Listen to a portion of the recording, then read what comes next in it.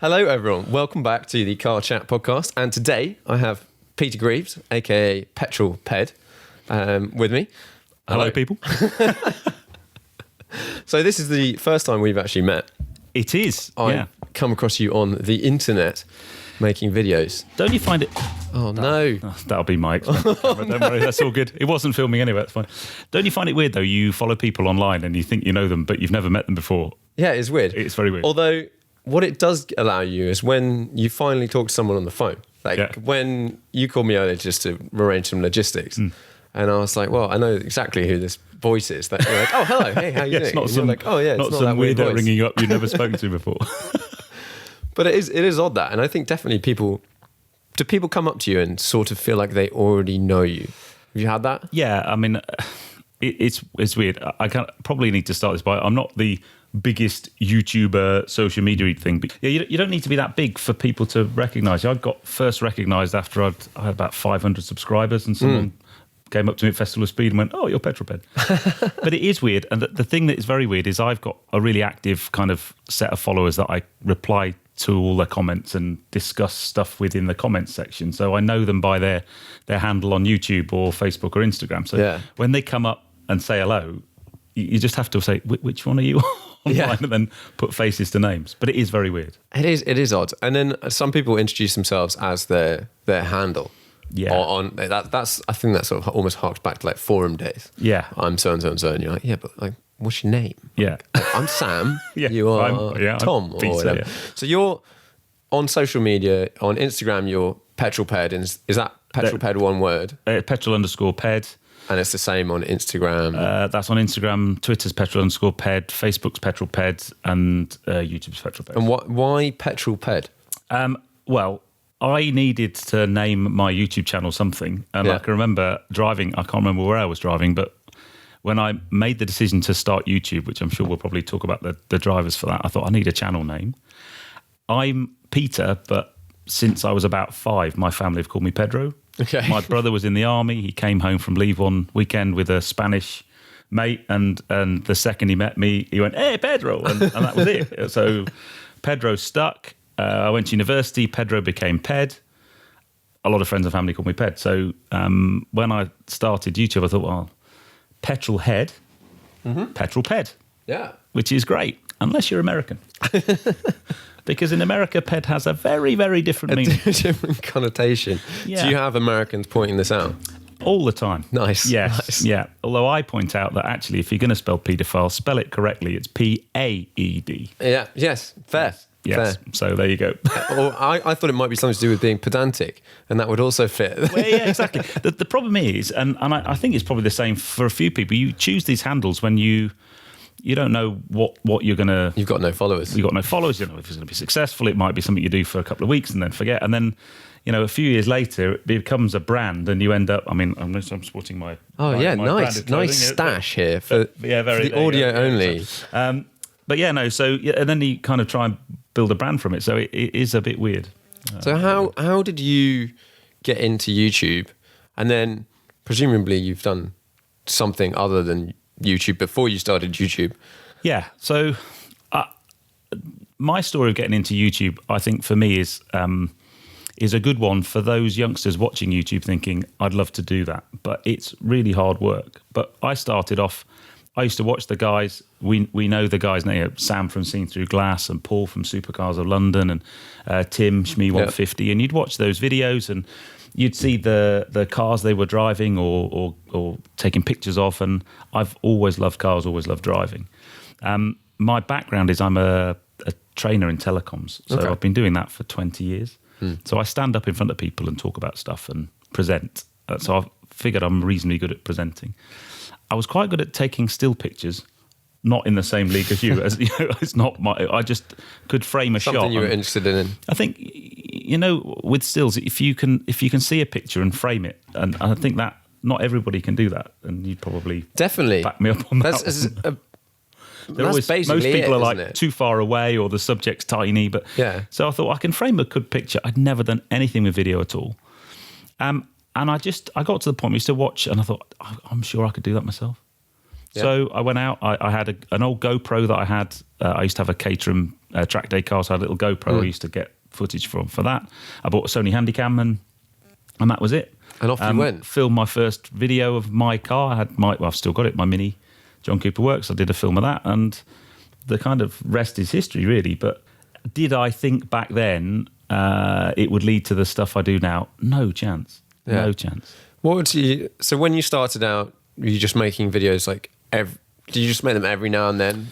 So when you did track days or no? Or? So I live really close to Goodwood, so there's like this bed of car culture and car events and stuff happening at Goodwood almost every day. You can pretty much go, certainly the weekend, go any weekend, and there's nice cars around, and they do great events like Festival of Speed and Revival and stuff. So I had that as some content to make, and I started doing car reviews, if you like, but with my cars and then some friends' cars. And I think that's the challenge. If you want to do the kind of car review type content, the biggest problem you're going to have to start with is getting access to decent cars. Yeah, that is the number one issue. And I think if someone said to me, it never goes away. Yeah, like why do you not film more videos? Can you film more videos or whatever? Like, well, I've got nothing to film.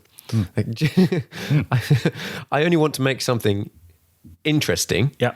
And if you don't have people off giving you these opportunities, or if you send someone an email and say, hey, can I drive your car? And they say you piss off. You can't really do much about that. No. And my life isn't interesting enough to do daily vlogs. And I honestly don't understand how people do daily vlogs. I don't know how you pack yourself with... I'm really not that interesting. So you're right. So what I did when I started, I banked a whole bunch of content. So I must have made maybe 10 or 12 videos before I actually put one on YouTube. That was super smart. Yeah. So, and I launched it on the 1st of January 2016, and I put 2 videos up, literally one day after another, and then the next week 2 up. And so there was some content. So you there. very much structured it as well. Yeah, and then from then on, I decided that I was going to upload a video on Friday at 6 o'clock. Mm-hmm. And from that day, that's been my Friday at 6 o'clock. And I've not missed a Friday. I've missed one Friday since. That is impressive. Yeah, so. Like, genuinely, to start off and go from the very beginning, I'm going to do it at least one a week. And you do more than one a week. I do now 3 a week. But at the time, I can't remember where I read it, but I read somewhere that said if you upload on a certain day at a certain time, people get to know. It's like tuning into your favourite TV programme. So I ummed and ahed about what time. At the time, I had a job, and I thought, well, I can't do it at 5 o'clock because I want to be around when it goes live at 6 o'clock on a Friday, and then you've got all weekend for people to watch it. So, and I know there's lots of schools of thought about when the best time to upload stuff is, but I've just stuck to it, and I won't change. Yeah. So then you've got to then be planning ahead, thinking, I need content. So I've done a couple where you think, oh no, I've got no video content for Friday. I'll do a Q&A, or you'll do something random, and that's and fine. And for anyone out there that hasn't realised that this is what a Q&A is, it's what a YouTuber does when they've got nothing to do. Exactly. To upload. Yeah. It so is. Yeah. It's like, oh no, I've got nothing to do. I know, I'll do a Q&A. And the first time you do one, you think, I'm not going to get any questions. And when you get a few, you think, oh, it's great. So I'd love to know how many YouTubers make some of the questions up now. Oh, yeah, well, that's true. Yeah. We've had a question from... some random person. Yeah. And how many questions get filtered out? I don't know. Depends on the person, really. And then the big challenge for car people, and I've got some smaller YouTube guys that I know and kind of try and support and help and stuff, because I know it's really hard, is brands often won't talk to you till you're a certain size. I'm sure we'll get on to talking about that more.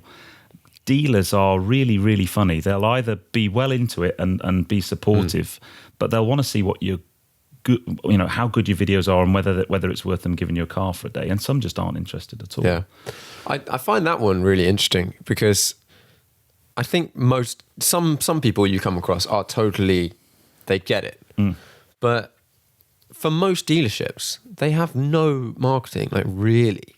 And if they've got a car for sale that they can't shift, for example, if you let someone drive it and most YouTubers are happy to take kind of, not all of them, but like what you can get. If someone says, okay, we've got this Ferrari F12 that we have not sold for 4 months, you can have it for 20 minutes.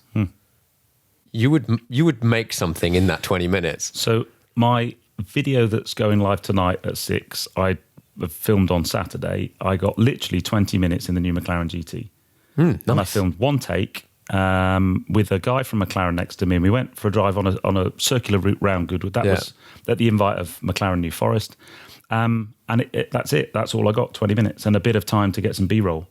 So one of the things you do need to learn is you've got to be able to create content in a really short time frame. So in early doors, if I got a car for an hour or 2 hours, that was really good. Yeah.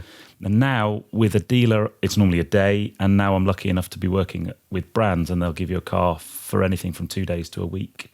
Or Audi gave me a car for a month recently. So you have far more time. Yeah, you do, and you plan stuff. Then. You have to learn that fast. You do, like whether to come up with something to say. Like I had an afternoon at Lotus a while back, and they gave me some track time in an Exige and an Evora, and I had an hour, maybe a bit more, maybe an hour and 15 minutes for 2 cars. And I'd never driven them, and I'd never driven on that track. And you're like, okay, so I'm going to drive. You drive for like 2 minutes and go, okay, I've done a couple of laps, worked out where it's going. And then you've got to start talking, and you've got to turn it on and off you go. And not mess it up. And what it does, though, it teaches you it hones your skills at how sensitive your bum is and your hands and your feet feeling what a car's like. Because you have to be able to get in a car and feel it really quick. Because if you've only got 20 minutes with a car, if it takes you an hour to decide whether you think it's any good or not, that's 40 minutes too late. Yeah, exactly. So. And you then sort of get into the tricky part of who's lent you the car and what you can say.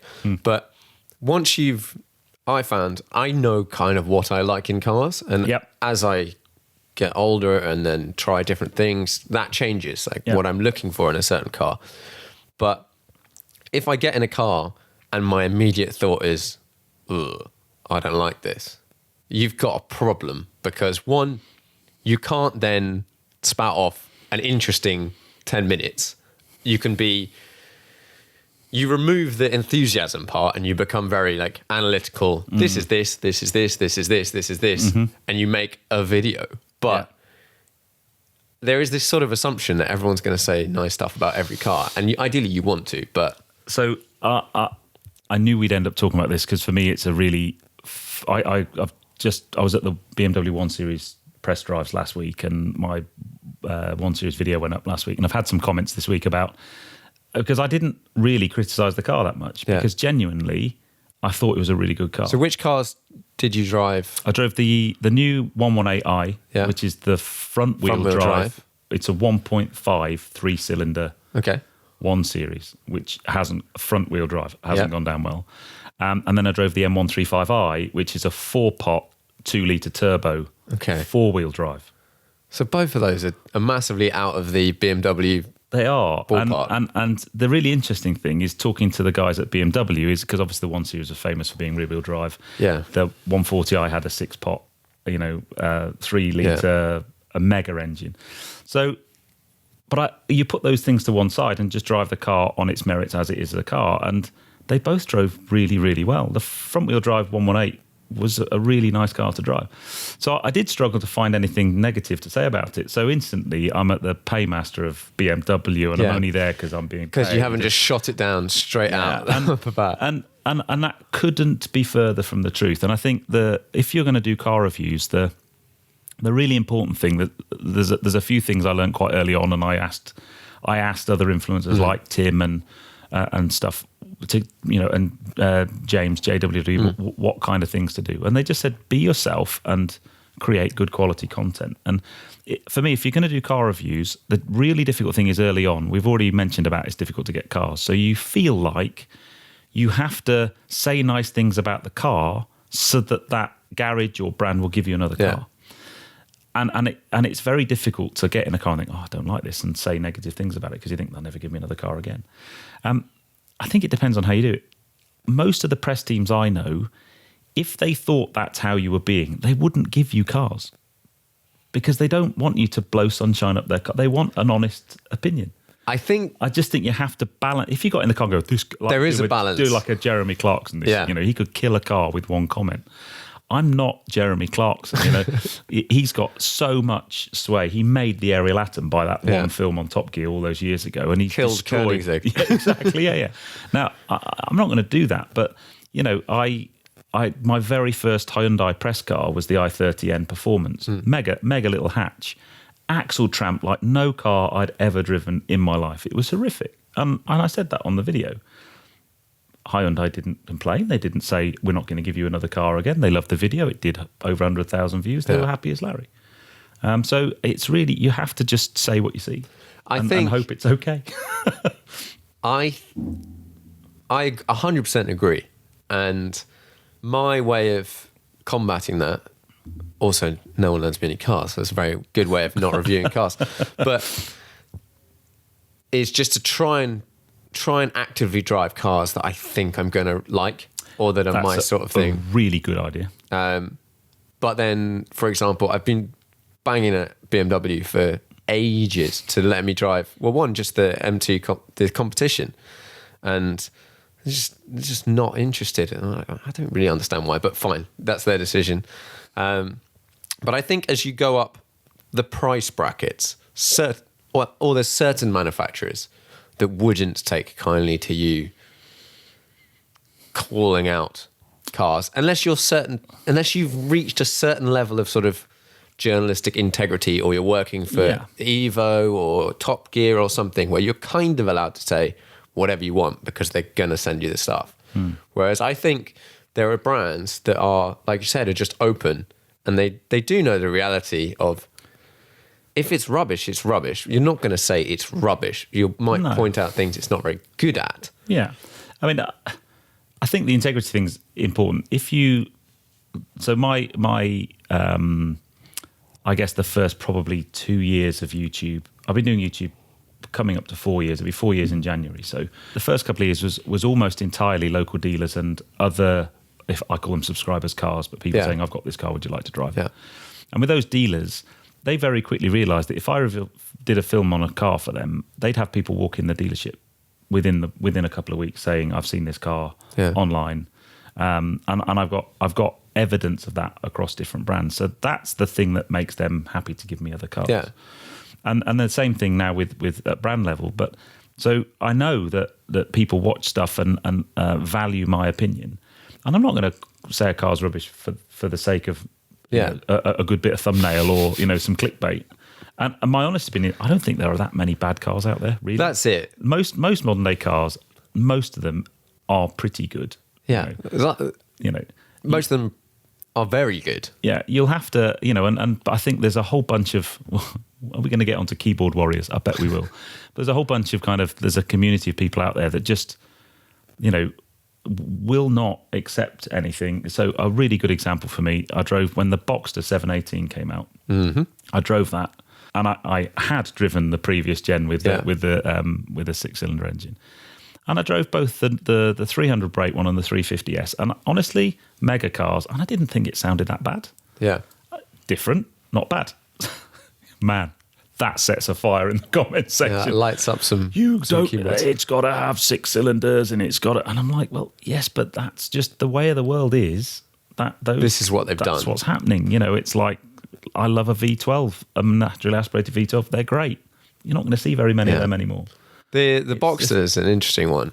What do you think of it?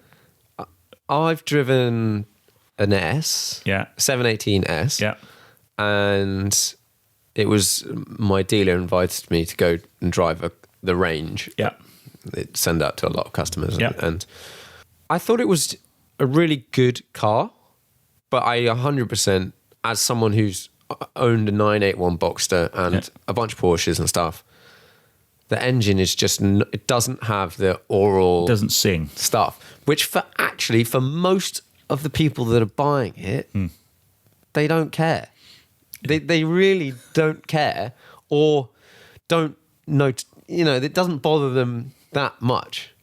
I think most people that buy that car buy it because it's a nice convertible, looks cool, good brand, reliable, good performance, handles well, but they're just driving it around day to day. So I did the 2-litre F-Type, and I've driven the V6 and the V8 F-Types, and I pretty much spent the whole review talking about the fact it didn't sound like a V6 or a V8. Yeah. It didn't sound bad. It just didn't. But it was a really good car. And I think the other thing, it in inverted commas, only had 300 horsepower, whereas the others have a lot more than that. Yeah. When you drive lots of fast cars, you get in that, and any member of my family or any of my friends would probably get in that car and think it's the fastest thing they've ever driven. But when you drive lots of nice cars, you have to kind of adjust things. But I had people in the comments saying, noise isn't important when you're driving a car. You banged on about the noise for so long. And I'm like, for some people, it is like... For some people, everything. it really is. It really is everything. F-Pace SVR. I was so excited about driving that because I'd driven the Range Rover Sport SVR and the F-Type SVR, and they just sound like thunder driving down the road. And the F-Pace doesn't, because it's got all of these OPF filters and stuff in it. It didn't crackle and pop, and I was so disappointed. And there's a good example. I absolutely slated it on the first. Yeah. It's just got everything, but it's just such a letdown. Yeah, and there's certain... It's got no theatre. For me, there's certain things I expect out of certain cars. But it's funny because you go on to... I rarely use Facebook anymore, but I'm part of a Porsche thing, and I kind of don't really know why. Basically, a bunch of my friends are on it, and I'm like, yeah, whatever, fine. But why do people do this, for example? I'm selling this car, I'm thinking of selling this car, and I'm thinking of buying this car. What do you guys think? Now, I ask my mates in like a WhatsApp group of like 10 people, more as like a sounding board, that I ask them those sorts of questions. I don't ask 500 random people what their thoughts are, because each of those people has a different opinion. Yeah, I get probably 2 or 3 messages a week from people saying, I'm thinking of buying this, I've test driven this, you have, which one should I buy? And I'm like, I can't tell you that. I'll give you my thoughts, but it's your car, mate. You've got to go on and drive it. Once you've reviewed a lot of cars and you've driven a lot of cars, the people that aren't into cars do come to you and go, okay, I'm thinking of spending this amount of money on a car. I had a friend do this recently. And what do you think? This is roughly what I'm looking at. And the question was more, is there something that I've completely forgotten about? Yeah. Like, is there other stuff that I'm just going like, obviously that's the one you should get. Yeah. And we started talking about things like he ended up getting an A3 saloon from like a couple of years ago. And I think he wanted a bigger car. So he kind of wanted like an A4 or an A5 or that size car. But for his budget, we were looking at the years that the interiors of cars had got changed. Right. So like generally manufacturers seem to have done, let's say Audi. Yeah. They've replaced the A3 first. So that's got the new interior in 2013. Yeah. A4 gets it 2014, yeah. A5 2015. So if you want a car that's depreciated a certain amount, there's like a rolling time before the ones come around again. Yeah. And he was like, oh yeah, I'd not thought about that. You're really thinking about that. That's a lot of detail. But that's when someone says, I've got, whatever it was, $9,000. What would you buy for this? And you're like, okay, I'm gonna look into this and go. For me, day to day, interior is huge. Because that's the only bit you see when you're driving. You're just sitting in traffic. Like, that's it. If there was one life skill I could have, a car life skill, it would be that knowing what to buy when, and that would be a good. It would be a great skill. Sadly, I don't have it at all. I would do the same. I would love the same for like exactly the same concept, but like which racehorse. Yeah. And then your car buying wouldn't matter. Yeah, but if you go to the races with someone who studies form, they kind of do that. Yeah, but how successely? Yeah, I just. I don't know. Those silks are a nice colour. Or the horse's name. Good name. Quite good name. Yeah. So, no. Do you think you've sort of got a certain niche in the YouTube world, and is it intentional, unintentional, or? I can remember reaching out to one of these management companies. In fact, the guys that manage some quite well-known YouTubers, because I thought I got to about 7,000 or 8,000 subscribers, and I thought, well, maybe to get access to all these things, I need to be managed by somebody. Yeah. And we had a conversation, and they said, "What's your USP? What's your thing?" Yeah. Because if you've got one, that's really super useful. And then I spent about the next year trying to work out what it is.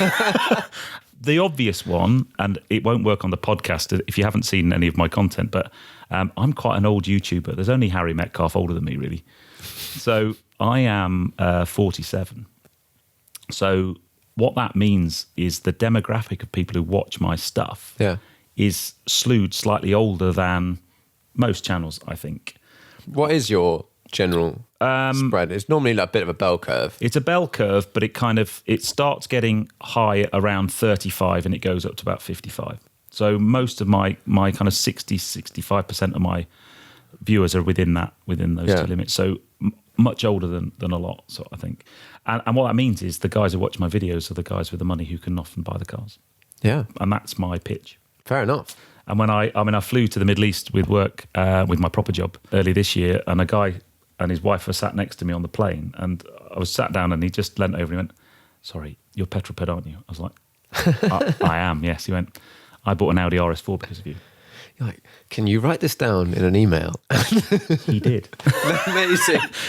And it wasn't I went along for he saw my video and ordered one on the phone. Nice. So, that's I guess my...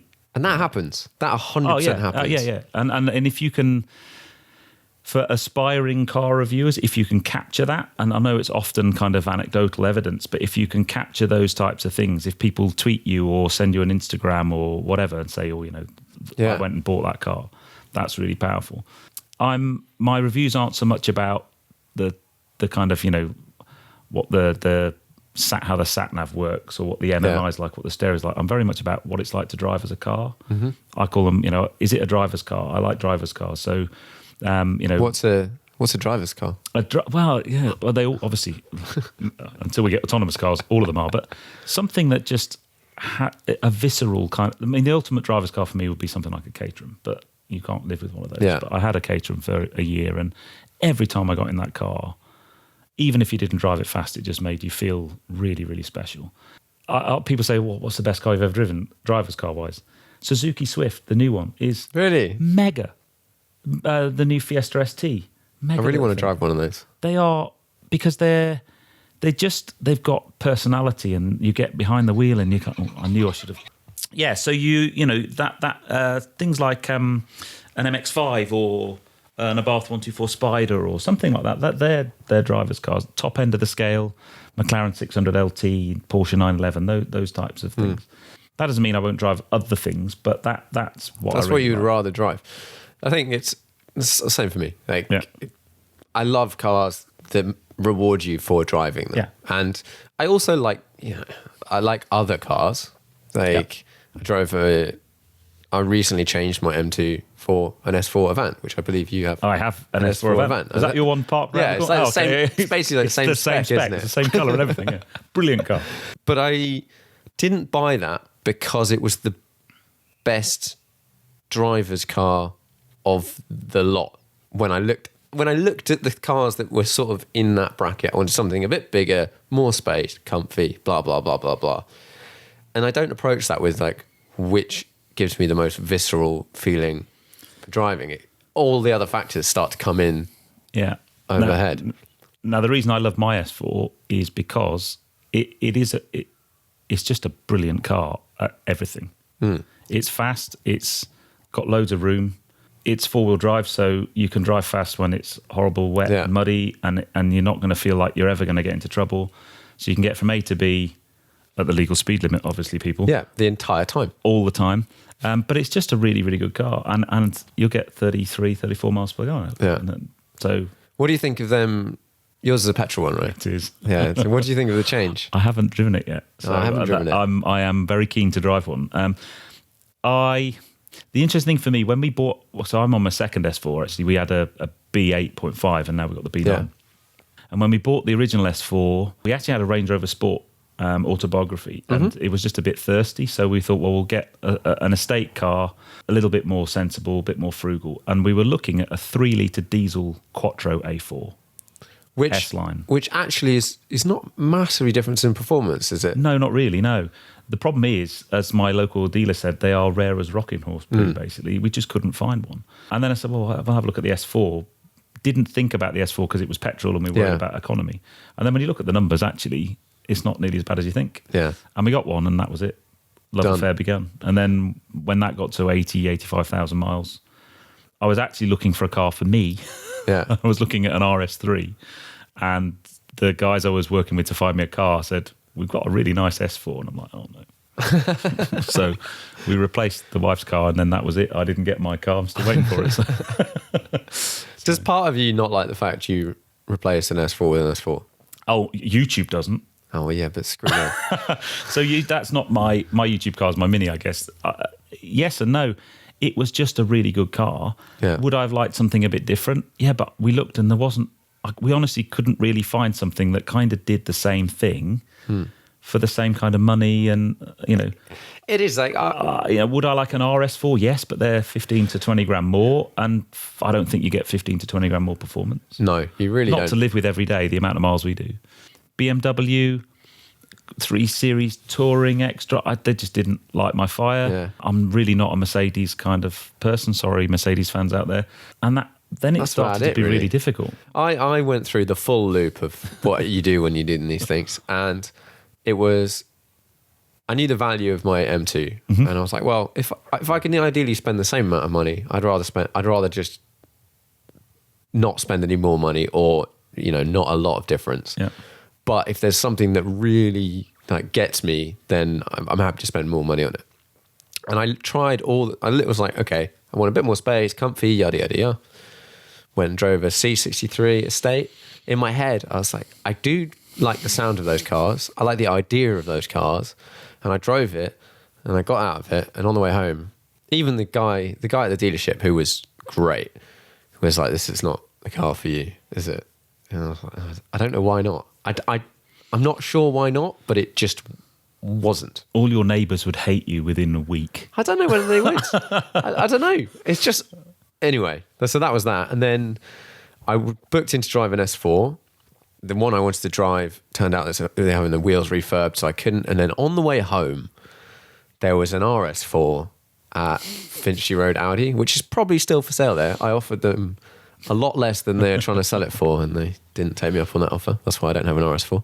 But I went and drove that car, and immediately I was like, oh my God, I love Audi estates, and I love Audi RS cars because they just look amazing, and they do all the stuff. Yep. And that had the adaptive suspension, which I wish my car had. Yeah, but, I don't have that either. Yeah. But I'm totally fine with that. And then I got home and then eventually went to see a blue one, an S4. And it was just that thing of it's pretty much the same car. Doesn't look quite the same on the outside. It's still got 350 horsepower. They're going to be as fast. It's just so quick. It still will cruise at 60, just the same as the other one. Yeah. And it's 20 grand difference. Yeah. And then RS4s at the moment are in some weird bit where they went out of production for a bit to get the OPF filters and stuff sorted out. So they're artificially being held up in value, which means when they come back, they're going to... It's just that thing of actually, it's 20 grand more for basically no difference. Yeah. The question would be, when the time comes to change our S4, we normally keep cars about 3 years, so it's a way off. Would I get the diesel one? And I honestly can't answer that because I haven't driven it yet. I'm honestly not sure. I think, if I'm honest, I think we'll probably be at that stage where we'd look for an electric for one of our cars. Do you do a lot of miles in that car? That's our main family car, yeah. So we'll drive. We've got a house in Cornwall. We drive down there. Yeah. So it's 240 miles to Cornwall. So if we were going electric, that would need to be, By that point in time, that would sort of be okay, so. But Porsche Taycan maybe. yeah. They might have depreciated a bit. I know. I had the Panamera Sport Turismo e-hybrid, and absolutely love that car, and my wife loved that car. But unfortunately, they're about 120 grand. They are very expensive, but they are one of the fastest depreciating vehicles. Yeah, we'll just hang fire. I'm sure you'll pick up a get one for mega car though, really good. Cool, yeah, very cool car. I think for me that I wouldn't mind having a diesel, having that day in day out less cost of filling up and stuff. I think that car's all about the torque, isn't it? And I know a few people who've driven it, and it doesn't give you that auditory pleasure. But I had a friend of mine had a V8 diesel Cayenne, and that thing sounded amazing. Yeah. It was amazing. I mean, he had someone at work bet him 10 quid it was a petrol car. Yeah. And he's like, no, it's a diesel. I went, I bet you it's not. I said, it's my car. Yeah. Bet you a tenner. It is, I love those sorts of bets. It's my car. I'll take your money from you gladly, but it is a diesel car because it sounded wicked. So. Yeah, the Porsche V8 diesels do actually sound pretty good because everyone has this sort of assumption that all diesels sound awful and all petrol sounds good, and that's just not true. There's a lot of awful sounding petrols. Interestingly, though, then the Porsche announced they were not going to do diesels anymore, and he's not a Porsche guy anymore. He's driving an e-Golf. Seriously. Fair enough. But he had no... When he went to change the Cayenne, it was like, well, what am I going to have now? I can't get my head around having a petrol Cayenne turbo or equivalent kind of You'd have to basically get the Audi. Yeah, the SQ8 or SQ7. SQ7 or whatever. Same engine. Yeah. Basically, similar car. In fact, that's not the same engine as the S4, isn't it? I think, pretty much. I'm not sure. I don't know. I should know. I don't know. It's the same technology, that kind of... Unfortunately, turbo. as time goes on, my ability to recall all of the information about every single car out there... Oh, you've got to be able to drops. do that, surely. If you don't do that, then you're not a serious journalist. I know. Well, I'm not a serious journalist. There we go. I got berated for going on the 1 Series drive. How dare you be invited? Because I'd never driven a 1 Series before. Yeah, why? I had 2 weeks' notice. Why what am I did you going to even do? bother? Go out and quickly find one to drive. And also, yes, unless someone offers you the car or you're particularly interested in driving a car, like if someone said you can drive the entire 1 Series range going back 5 years, every single model, every single spec, that is not interesting. No. And if I did a video on every single one, no one's paying me to do that. No. No, unless you're as cool as Henry Catchpole, who did that with the M cars, with all the M3s. That was just super cool. Mega. Super cool. Really good. Which M3 would you have out of those M3s? Oh, God. Or M3s? I'll probably have the last of the... I don't know my M3 designators. Okay, the last of the straight 6 ones, I think. Or the CS. It was the little CS one. The really ridiculous expensive one. 46 CSL. See, you're calling me out here. I'm an Audi fanboy here. Oh, Audi no. Minis, man. I only know... I wasn't much of a BMW guy at all. I knew that the E46 M3, I would say, is like the old one that looks cool, still looks cool. That got replaced by the big chunky E92, which was the V8. But I didn't, until I got my M2, I didn't really start. Yeah. No, the one before the V8s up. Came, the last of the straight. Yeah, that one. Yeah. That one. I still think those are ultimately cool cars. And I would actually, if I had loads of space, someday I would love to have one of those. I tried so hard to persuade Mrs. Petrol Ped, the wife, to get one of those. We ended up with a 325 convertible. But there was an M3 in the shop. I was like, you need to buy that. And the guy's like, it's really not the car for you. I was like, no, it is. It is. It is. So is. Don't you talk me out of this. No. That's one of the worst things ever. You go into a shop and you're in your head, you're basically ready to buy whatever, the RS3. And they're like, no, you need an A3 1.6 diesel. Like, do you understand that costs more than that? Yeah. Why are you not selling me that one? It's weird. So we were talking a little bit earlier about sustainability in YouTube, not as in like how do you keep going and what's the future, but you must spend an awful lot of time and effort filming and making these videos and putting them out for basically no remuneration. Yes and no. So I mean the simple answer to that question is any YouTuber, unless they're privileged enough to be of a size where they've got people who help with things like filming and editing, pretty much most of us do everything.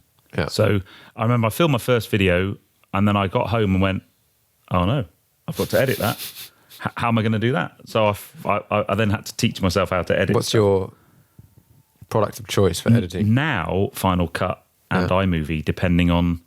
So I do like a midweek update on a Wednesday, which is super quick to film, very simple edit. I bang that out on iMovie in about 20 minutes. My rule normally is if so when I'm using in-car video, I'll either have 2 cameras or 3. If I'm only using 2, I can use iMovie. Any more than 2, you have to use Final Cut because you can't have 3 video sources. Oh, okay. So a mixture of both those. I started off with Windows Movie Maker. Oh, yeah.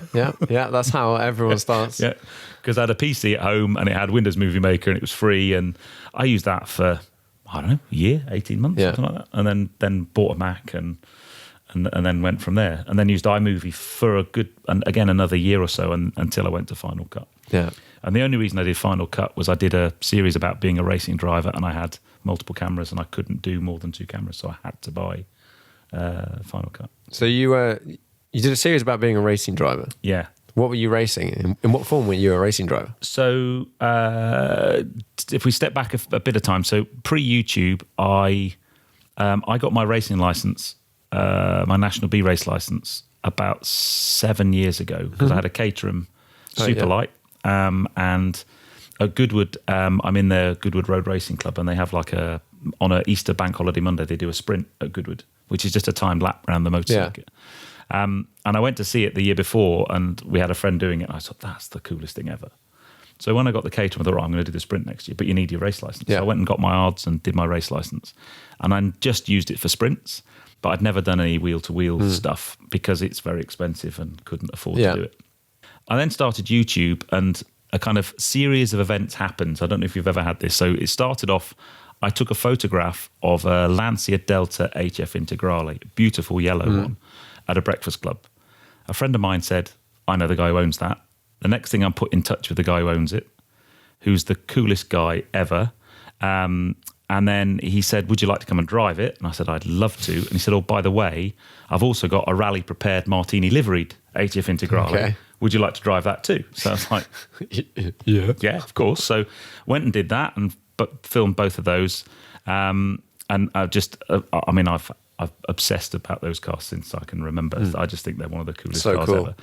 About a year after that, some other person who I'd never met before contacted me and said, I've seen your film on the Rally Integrale. I race a 500 horsepower track Integrale. Would you like to come and drive it? I was like, yes, of course. Again, another amazingly cool guy. Ellis and Richard, if you're listening. So I went up to Donington Park and drove his car around Donington Park. It was quite nerve-wracking because it just literally had a full engine rebuild, and this engine rebuild was like 20 grand or something. It was horrifically expensive. And it was just the most overwhelming thing. I'd never driven a proper racing car before. Was it on slicks?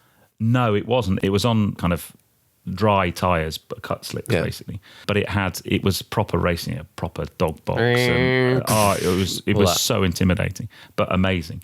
But the guy who set that car up and run that car said to me, would you like to come and do some racing? I said, well, that would be amazing. So spring forward a few months, and I did a round of the Clio 182 Cup, which is the 750 Motor Club, one of their series. Yeah. So single make, again at Donington Park. But he said, look, you think you're quite a good driver, but you're not good enough to get in my race car, so we need to line you up with a racing coach. So I had 2 sessions with a race coach, a guy called Mark Hammersley. The first one was at Donington Park. He took 20 seconds off my lap time in a day. So when you're like... So I went from being what I thought was like a track day god, basically, to realising I really didn't know what I was doing at all. And then we raced at Donington, and that was amazing. Absolutely amazing. And I would have loved to have done more, but it's just money, basically. Yeah. And then this year I've been racing with another YouTuber, a guy called Alex, who runs a YouTube channel called Peak Performance Reviews, and he built and prepared a Ford KA for the Enduro Car Championship. Endurance racing in a Ford KA. And we've done a couple of rounds of that, and that was such good fun. That is, I was someone who'd done some of that recently. Oh man, there's quite a few. Quite a few YouTubers end up there, but it was just really, really good. Every car's the same, apart from the obviously the liveries are different. But controlled tires, wheels, suspension. What sort of grid size? Engine. 25, 28 cars, 5-hour endurance, 3 drivers. Sick. Mega. It was mega fun. I've done some of the C1 stuff. It's very, very similar. Similar sort of thing. Because if you make a mistake, it takes you a lap to get back to where you were, because you've got there's no power or anything. It's 60, I think running like 65 horsepower or something. The tiniest of differences on entry speed or whatever, and they're like 10 car lengths off by the end of the straight. I know. I'm a YouTuber, so I made content on it. So I did a film of the whole process, my test days with Mark learning, and we had a lot of debriefs and things, and what I found out very quickly is racing drivers have the mental bandwidth to do so much more than just drive a car quickly. Yeah. They need to be able to recount everything from every corner, every gear, every position on the road for every lap, and and get it better and understand why they're not going better. So we did a whole series of that. We did a series on my test day, and then we did the race, and I thought, this is like YouTube gold. It's great. Yeah. Each video's got, I don't know, 2,000 views. Yeah, no one cares. No one cares. But you had the most fun. Apart from a guy this weekend who messaged me, and I got a comment on the first video, and he's like, "Oh, this looks good." And then about 3 hours later, there was a comment on the last video going, "That was amazing. I've just sat in bed with a cup of tea and watched the whole thing." So, there's no recipe that racing content generally on YouTube does pretty badly. But like you said, the people that like it really do love it. And if there's not many people that recognize me, but if I'm at a track, quite often I do get recognized, and it might be someone they might have a Radical or have a BMW or something, and they'll come up and be like, "I've watched your racing videos and I love them." And those videos, they don't have very many views, but and the interesting thing is that love it. One, they're obviously mega fun to make, but really hard. They're really, really hard to make. So the racing one, especially the actual races, I had 3 cameras running in the car, and the edit took forever. But but they're one of the things I love about YouTube, whether you're successful or not, that those videos will be online now forever. I can look back on them when hopefully. Well, yeah, exactly. But I can look back on them in years to come and remember that first lap of my first ever race, and coming down Craner curves, and about 3 cars in front went off, and there was a big cloud of dust, and I'm thinking, oh my God. And I just remember thinking, Days of Thunder, aim for the cloud, and that's the thing about YouTube, is you get these experiences. I would never have got to do any racing had it not been for YouTube. I think that is my favorite thing about doing any social media stuff whatsoever, is you get these opportunities to do stuff that you just wouldn't otherwise, and meet really cool people and stuff. You meet some amazing people, and I guess for me, Festival of Speed is, I've been going to Festival of Speed for a long time. I remember I got my first ride up the hill as a passenger because I was a YouTuber about 3 years ago, and in a Maserati Levante, and I was like, oh my God, I'm going up the hill as a passenger. This is the most amazing thing ever. The next year, I got invited to drive a £5 million Alfa Romeo from the Alfa Romeo Museum, and I drove it up the hill. Nice. And I'm like, what is happening? This is ridiculous. And then this year I drove the Giulia Quadrifoglio Racing Edition up the hill. And you think, that's YouTube's done that. So, yeah, 100%. So, do YouTubers make money from YouTube? Yes, I'm sure we'll get on to the ins and outs of it's never as much as you think, but it's the things you get to do, the people you meet, be it other YouTubers, be it amazing car people, the owners of some of the cars I've driven. They're just such generous people that share their cars with you, and let you share them with the audience. Because we're lucky. I got to drive. I was a passenger in a Metro 6R4 at Festival Speed. Awesome. I mean, since I was like this high, and I got to share that with YouTube, and it was an amazing experience. It is just the coolest thing. Yeah.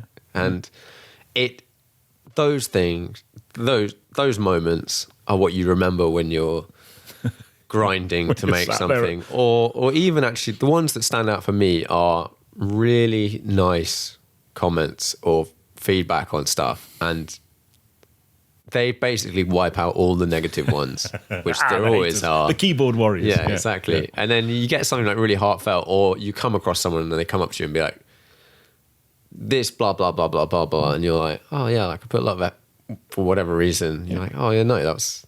And for me, being a YouTuber it's hard work, but it's a privilege, because you get to do these things and to engage with the people who watch your videos, because if it wasn't for them, you wouldn't be getting to do those things. 100%. So I made, right at the start, a promise to myself that I would respond to every single comment on every video, and I still do that. And sometimes I really wish I hadn't decided to do that, because it takes a long time. So most mornings I'll wake up, I'll open my laptop, and I'll spend a cup of tea in bed responding to any comments that have been placed overnight. Do you have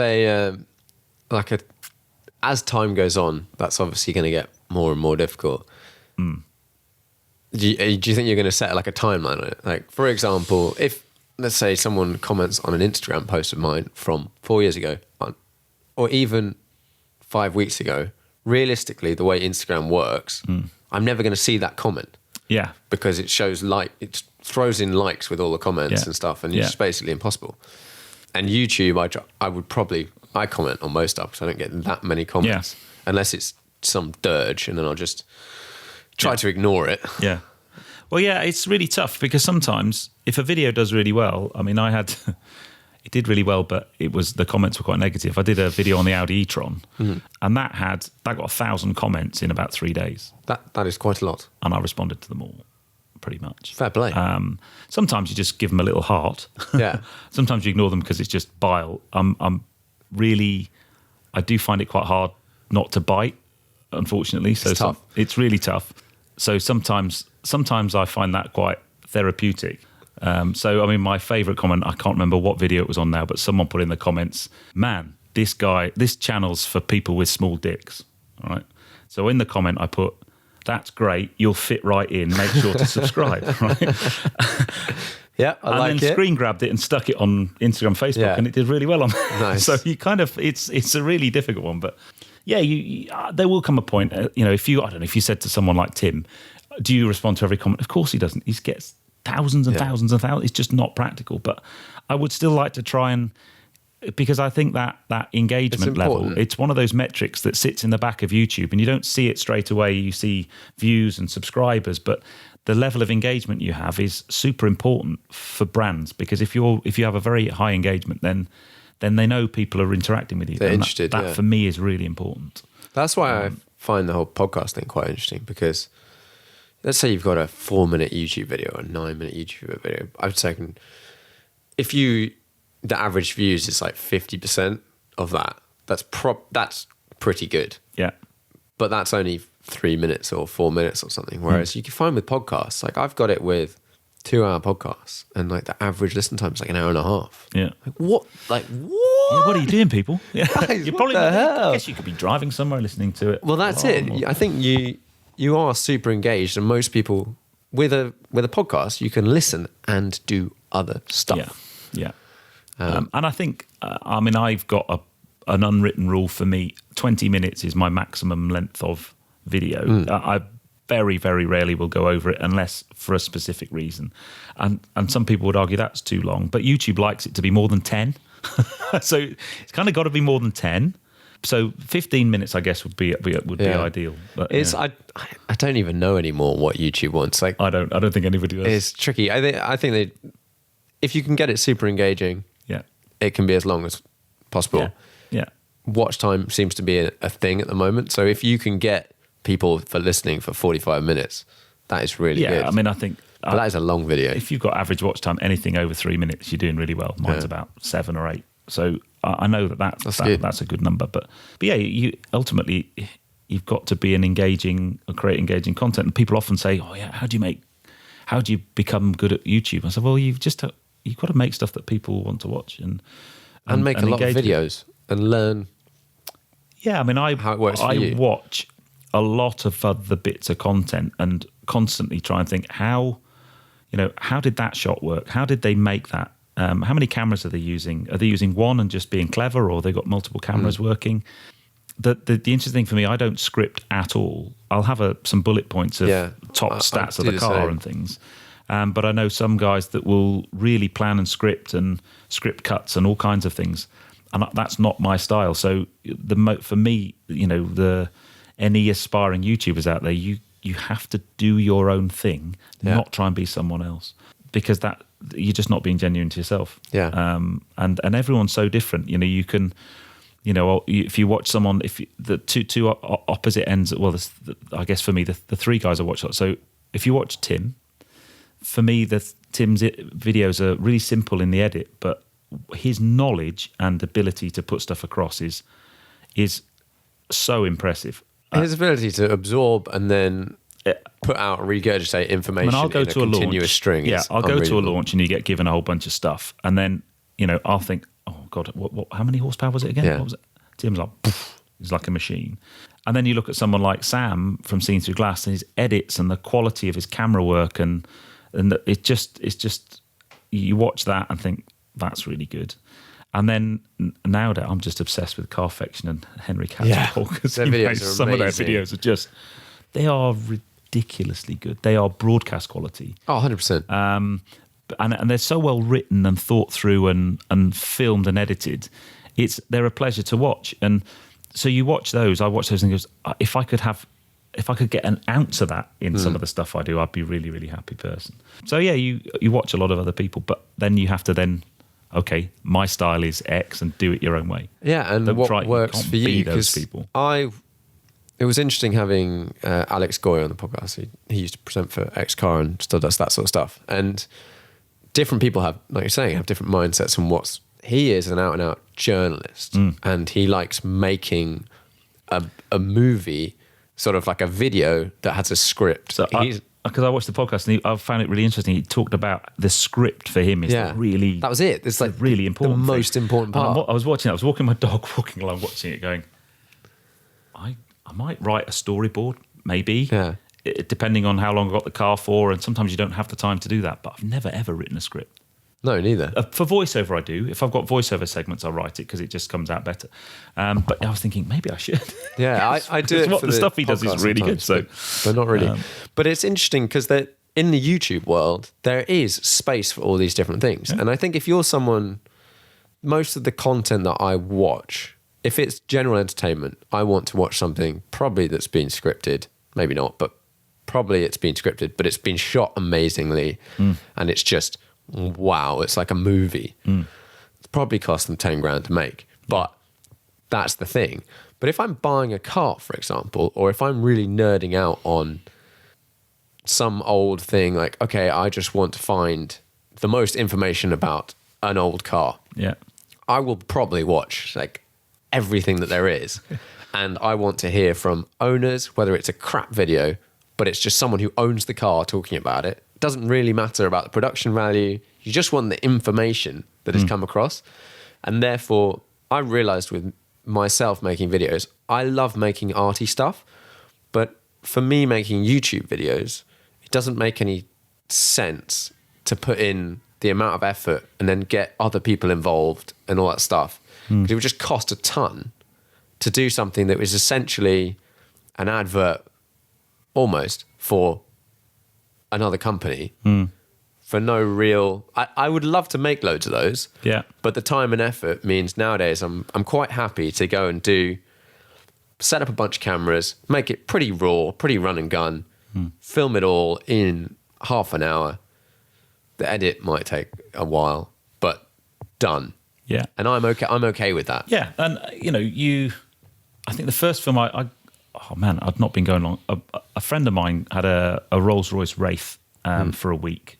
He was a BMW owner, and Rolls-Royce at the time had a program where they were trying to get their cars into kind of BMW owners, because actually, if you looked at the monthly payments, they weren't that different. It wasn't that different, right? Yeah. So he had this Wraith.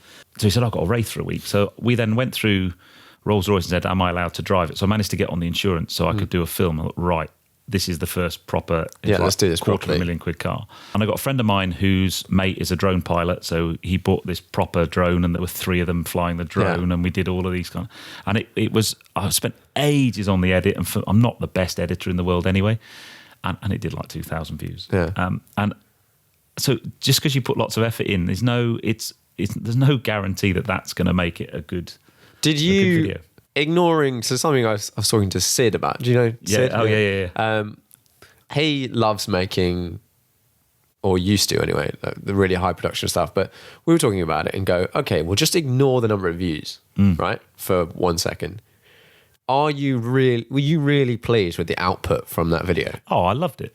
It was still for me and it was really early days. It's still for me one of the best things I've done.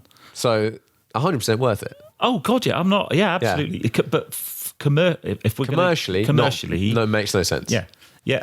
And then if you flip on the other side, I had the i30N I mentioned earlier on. I did 2 videos when I had that for a week.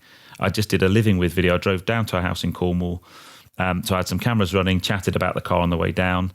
And that video did like 100,000 views in a week. It just went absolutely nuts, because I don't know whether it's the format people liked or not. Or the car was like super relevant and super important at that time. Just so easy to make. The edit was really quick. So relevance is everything. And I think that the challenge when you're trying to start with YouTube is you want to get access to cars when they just land, but you can't get to the press drives and things. Yeah. So getting them early.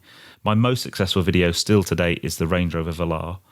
I drove that at a local dealer does track days at Goodwood, and they had one, and the Velar was there. I drove it around the track. No, it was a road route. 20 minutes had the car. Yeah, and I did a bit of B-roll with some voiceover, but I drove that on the Saturday. The press embargo lifted on the Monday, and the video went live on Monday. It was just complete perfect. fluke. Yeah. No, the press embargo lifted on the day I drove it, but the video went up the next day. And it was just complete fluke. And that's my most watched video, which is 350,000 views. Yeah. So I've never had a proper viral video. I would say that's a lot of views. It's a lot of views, but you know, not 4 million, when you but get that is a lot of get views. a real viral one, and they can make or break a channel. You know, you get a really good video. You get a really good video early on. Yeah. It is it's interesting, So, all that. but yeah, you're going back to what you said. If I'm proud of the film, and there's some of the films I've made, I don't know whether to call them films or videos, but some of the stuff I've done that hasn't got great views, the Racing Driver series, I'm so proud of some of those because I think they're really good to watch. Yeah. But you know, ultimately, sometimes you don't have a car for long, and I'll never put a video out if it's not good.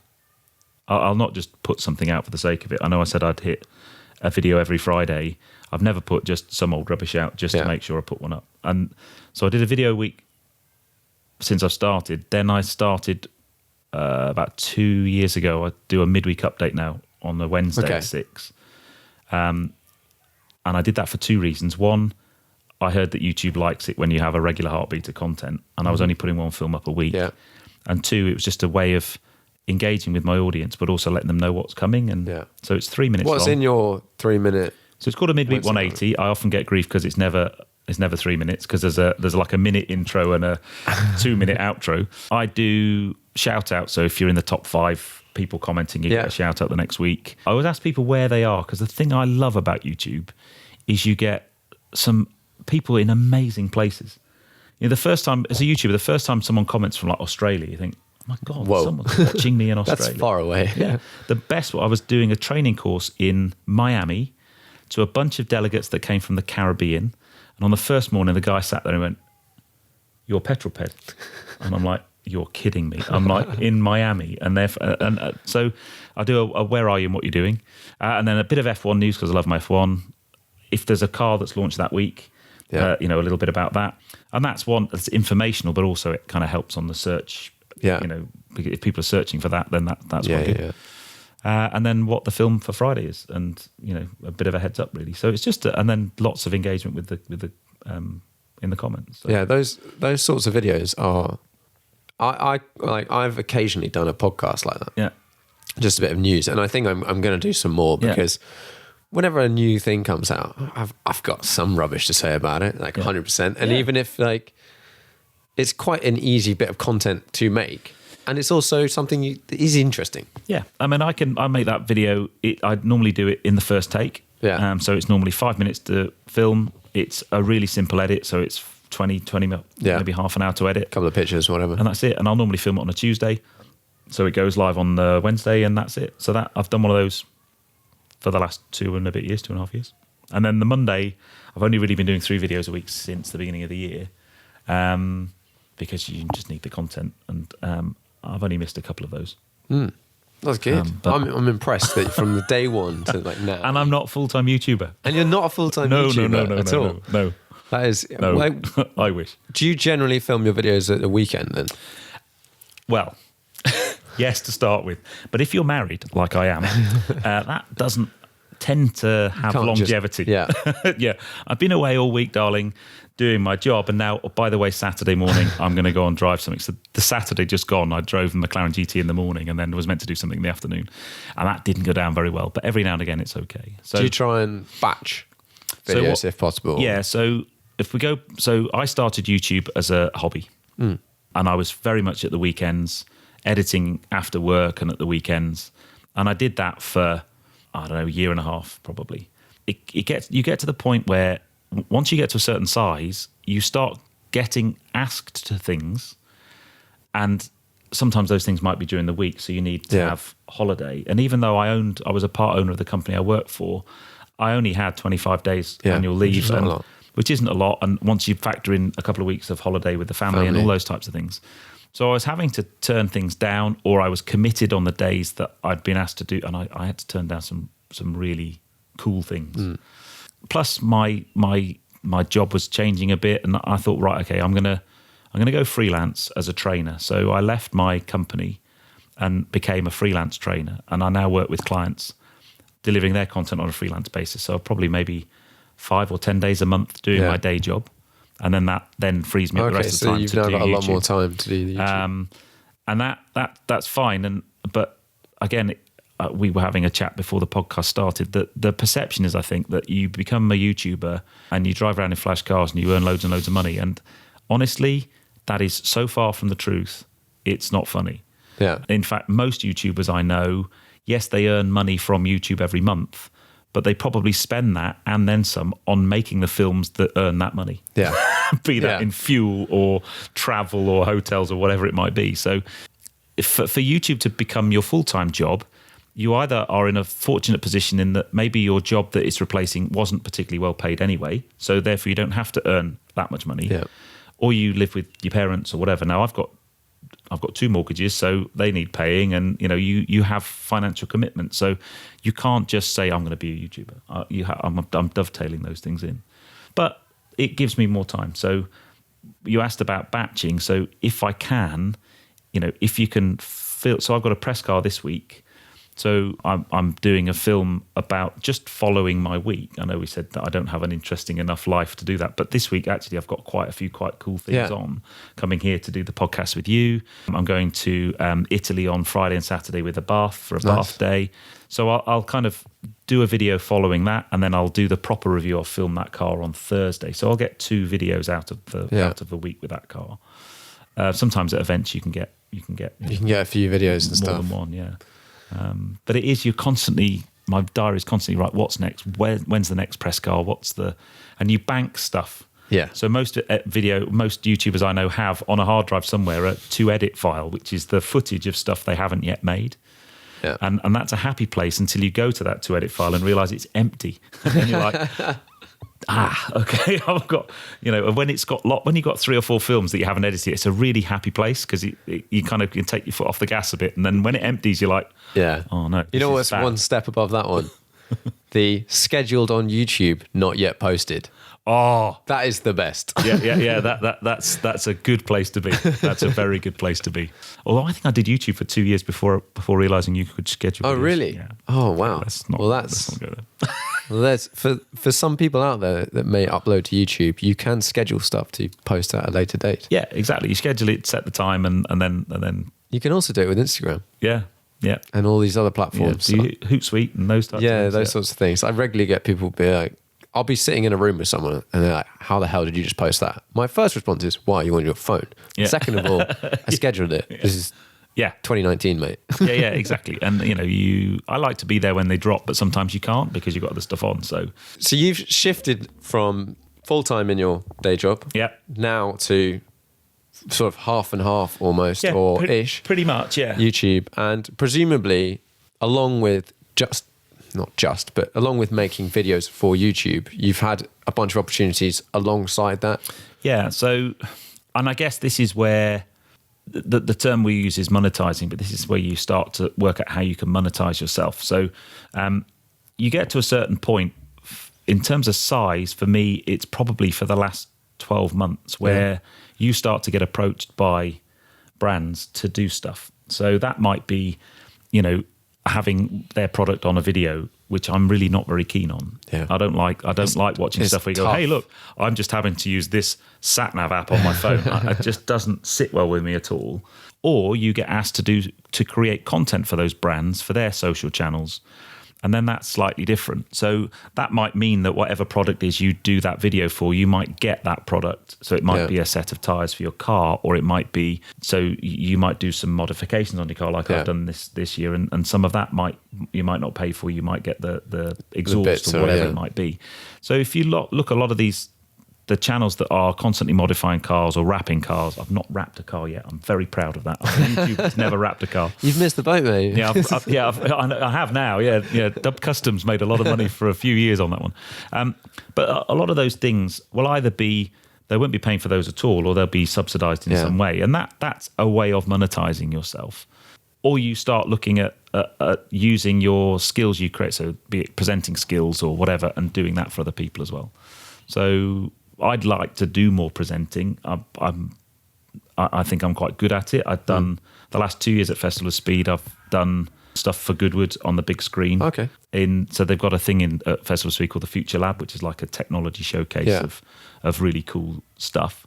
And because I'm a technology trainer, I'm quite good at demystifying things and talking about complicated things in a non-complex way. So I've done some of that, but it's just about trying to expand your reach. And it's super difficult. You end up knocking on a lot of doors and sending a lot of emails and getting lots and lots of rejection, and then every now and again you'll get one that's like, oh, okay.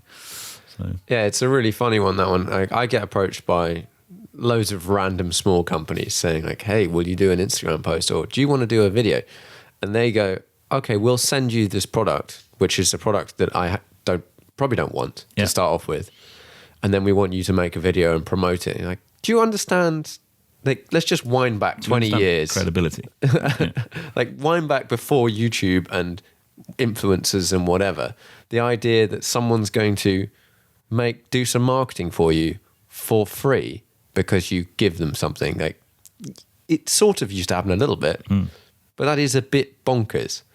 But then you run into the integrity side of it as someone who's trying to be a journalist and whatever, and you go, there's some stuff I can do and there's some stuff I can't do. I can't just be paid to talk about something unless it works. It is, and it's a really difficult, because I think the guys that follow you online, so there's a big bunch of those for me. I call them, collectively we call ourselves the peddlers, but that are really happy if I can monetize myself and do stuff, and they're good on you, well done. There are other people who think you're just selling out, and you shouldn't do those things.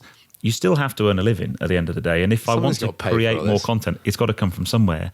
However, I just want to make sure that, don't get me wrong, I want to work with brands, but those brands or those partnerships have to sit well with the stuff I do. I don't want to, just drop something in there that is completely incongruous with anything I make. Yeah. And it is really weird to know your worth as well. And I think that's a tricky one, is that, if I got approached by a brand, will you make a video? Well, yeah, I will, but I won't do it for free. I'll charge you for my time.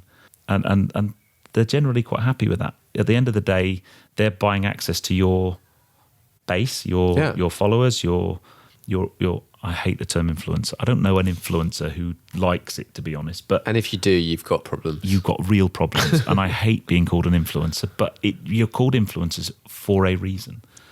In that you have influence, whether you decide to use it or not, whether you monetize it or not, that's entirely up to you. But there are plenty of people. And what's really interesting about press trips is, as a YouTuber, so I am primarily a YouTuber. My biggest base is YouTube. I have Instagram and Facebook and Twitter, but I've got 42,000 subscribers on YouTube and 3,500 Instagram followers. So I'm not really on Instagram that much, and I think that's probably because the demographic of my followers on YouTube aren't probably on Instagram. I don't know. But when you go on these press trips and you meet Instagram influencers or Twitter influencers, they work in a very, very different way, and it's really interesting. They'll have no qualms about going up to a brand and saying, pay me $5,000 and I'll put 5 tweets out with a picture of me wearing your sunglasses or whatever. There's no problem with that whatsoever. And you think, damn, maybe I should be doing that. Maybe I've got it wrong. Maybe, but it's a tough one. It is, and it's a super interesting, that trying to work out what is the value of yourself. I think most people undervalue themselves and the product that they're giving. And I've been dealt with some marketing companies and stuff, and people and some agencies that they approach you and they say, hey, we want you to do this. They've reached out to you and said, we want you to come and do this for our company, and in the little brackets before all that, it's like, this agency is getting paid a ton to do their middle bit. Yeah. And then they're like, yeah, so can you come and do this? And then like, we'll send you some free, not great stuff, or we're not going to pay you. And then you turn around and go, okay, I want to be paid just a moderate amount for the time and effort and everything, plus a little bit for my audience. But generally, the numbers that people come back with kind of just really cover your time. And then they're like, I mean, we don't really have any money for that. It's like, well, I'm sure you're being paid like 100 grand for this whole thing. So why are you not allocating some of that funds? But it is super interesting dealing with that, and then starting to understand your worth, and then being able to say no. Free stuff's great because taxman doesn't have to know about free stuff. So that's great. But ultimately, unless you're going to sell it, you still need to pay your mortgage. So and if it's tied in exactly with something that you wanted to do and buy anyway, so someone gave you a car that you then mean you don't have to buy a car, then that worked. Yeah, but I think ultimately for me, as long as someone in our position doesn't exploit that position just for the sake of money, I think that's the really important thing, and it's an integrity thing as well. I want my viewers to watch my stuff and think and believe truly that that's my opinion that they're getting, not I'm being paid to say something. And I can honestly and truly say I've never ever had a brand, certainly car brands, say what I can and can't say. Apart from, it might be if you've got multi-brands under the same family, sometimes they get a bit funny about what you can and can't say. So never ever call an Abarth 500 a Fiat 500 Abarth. That's oh, okay, because they're not. There's specific stuff. But it's very. Then they don't say you can't say negative things about this car because that's just not. Well, what's the point in asking me to drive it or do whatever? Do what I do. Yeah, exactly. Yeah. It only matters if your audience thinks you're honest, and audiences can read into you. They see through you so fast. Because if someone's watched, and I can't even imagine to think of the stats that could be on it. But if let's say someone's watched every one of your videos, I don't know how long. What amount of time that is, but I'm guessing that's quite a lot of time. Yeah, it'd be about 450 times by something like 15 minutes probably, so quite a lot. Yeah.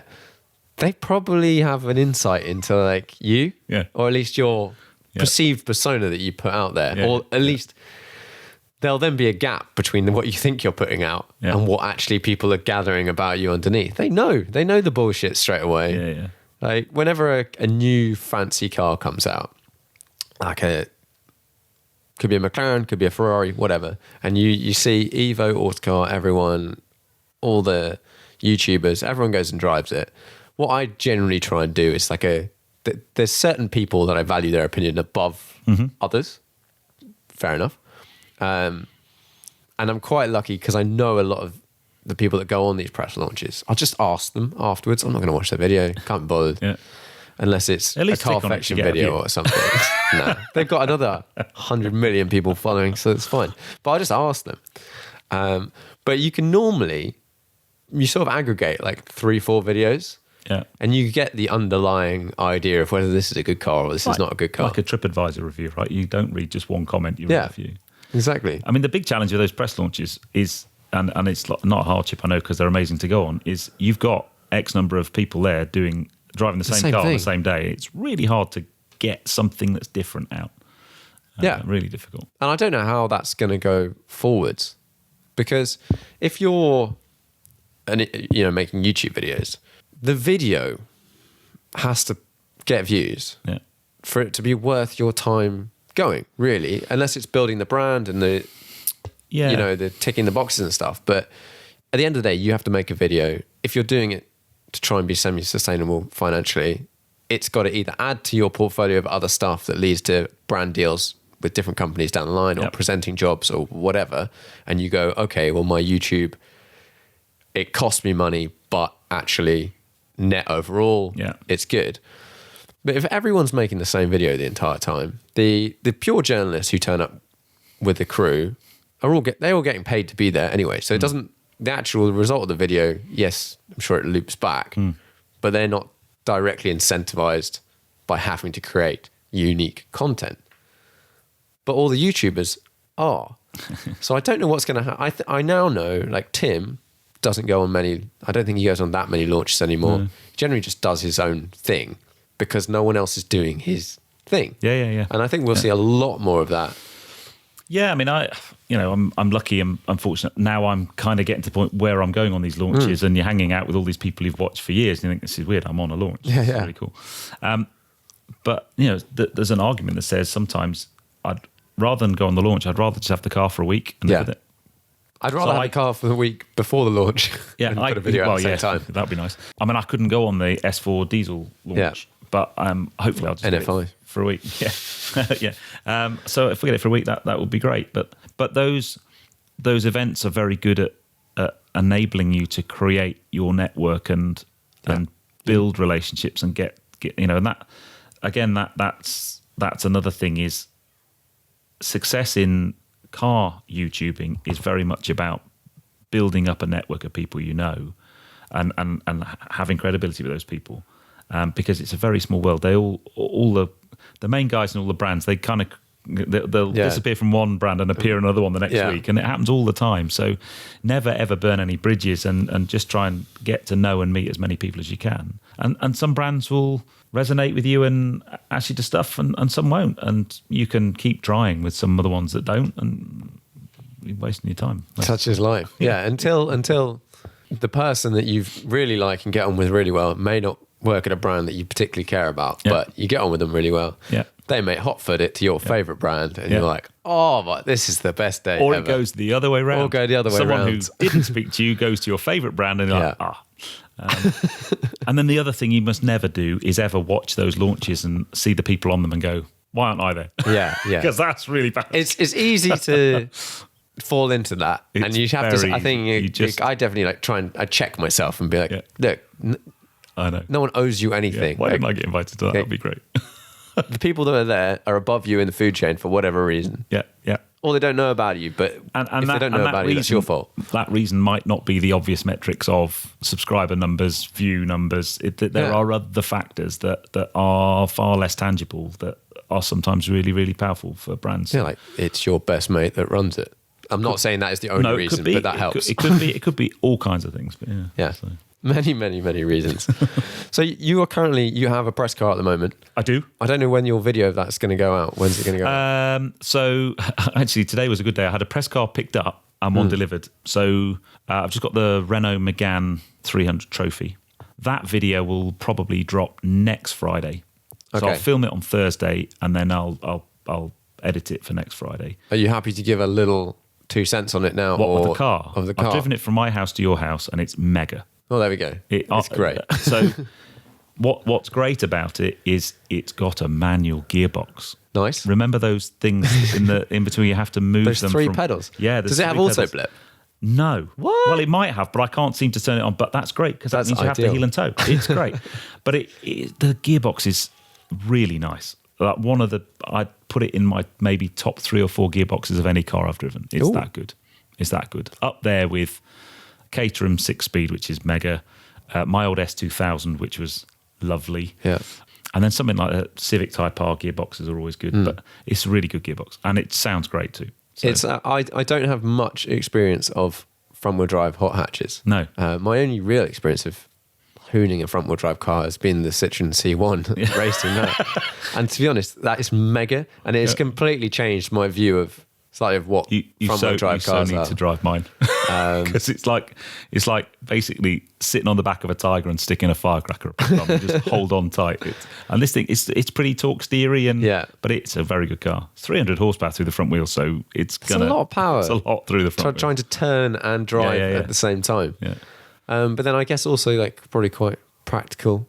I've got 4 wheels and tyres in the boot. Well, there we go. 15-inch wheels, which I'm taking up to Wales later on today. So it's pretty practical. So they're good cars. Yeah, there's so many. It should be a good video because it sounds nice too, and I think it looks good. Yeah, I heard it bright yellow. pulling up outside. I was like, oh yeah. No, because then we have that's the Trophy 300. Yeah, RS 300. It's RS not 300. the 75 grand one or whatever. Yeah, then there's the Trophy. What is it? RS Trophy R. Yeah, is the one that's can be spec'd up to 75 if you put grand. the right wheels on it and stuff. Yeah, it's like carbon ceramics and I mean this one whatever. it's pretty low. It's so press cars are always generally fairly well spec'd, and it's like 36 grand, which I think is a good price. That is a really good price. Really good. We were talking about this and we were going, okay, well, what does that sort of sit against at the moment? Yeah, I think there's a whole gaggle of these of kind of hatch format cars, 300 horsepower, front wheel or four wheel drive now, because especially now the new 1 Series M135 is four wheel drive.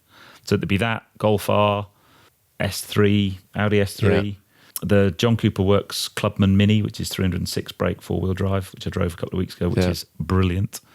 So yeah, I'm trying to think. Oh, say it, Leon Cupra. What's that? That's got to be that kind of somewhere around there. I think maybe a little bit less power, but it's sort of it's crazy now because that is as far as like hot hatches goes. That's like the one tier down. Yeah, it's the S, not the RS. Yeah, and that's over 300 horsepower. Yeah. Like, what planet are we on now? Like, I know. Yeah, when I was growing up, Renault 5 GT Turbo was the car everybody wanted, and that was I think about 120 brake or something. And you're like, wow, all of that power through the front wheels. You're like, it is ridiculous. But they had way less grip back then. They weighed nothing as well. And they weighed nothing. Yeah, so.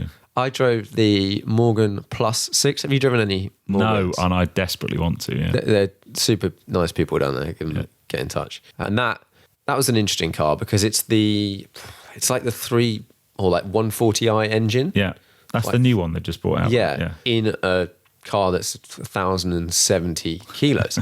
And I drove down there in my M2, which is it's not quite the same engine, but it's a more tuned version of that engine, so more power. And then got in this Morgan, and it was like I felt like someone had put a 911 turbo engine in it or something. It was just that kind of crazy. Yeah.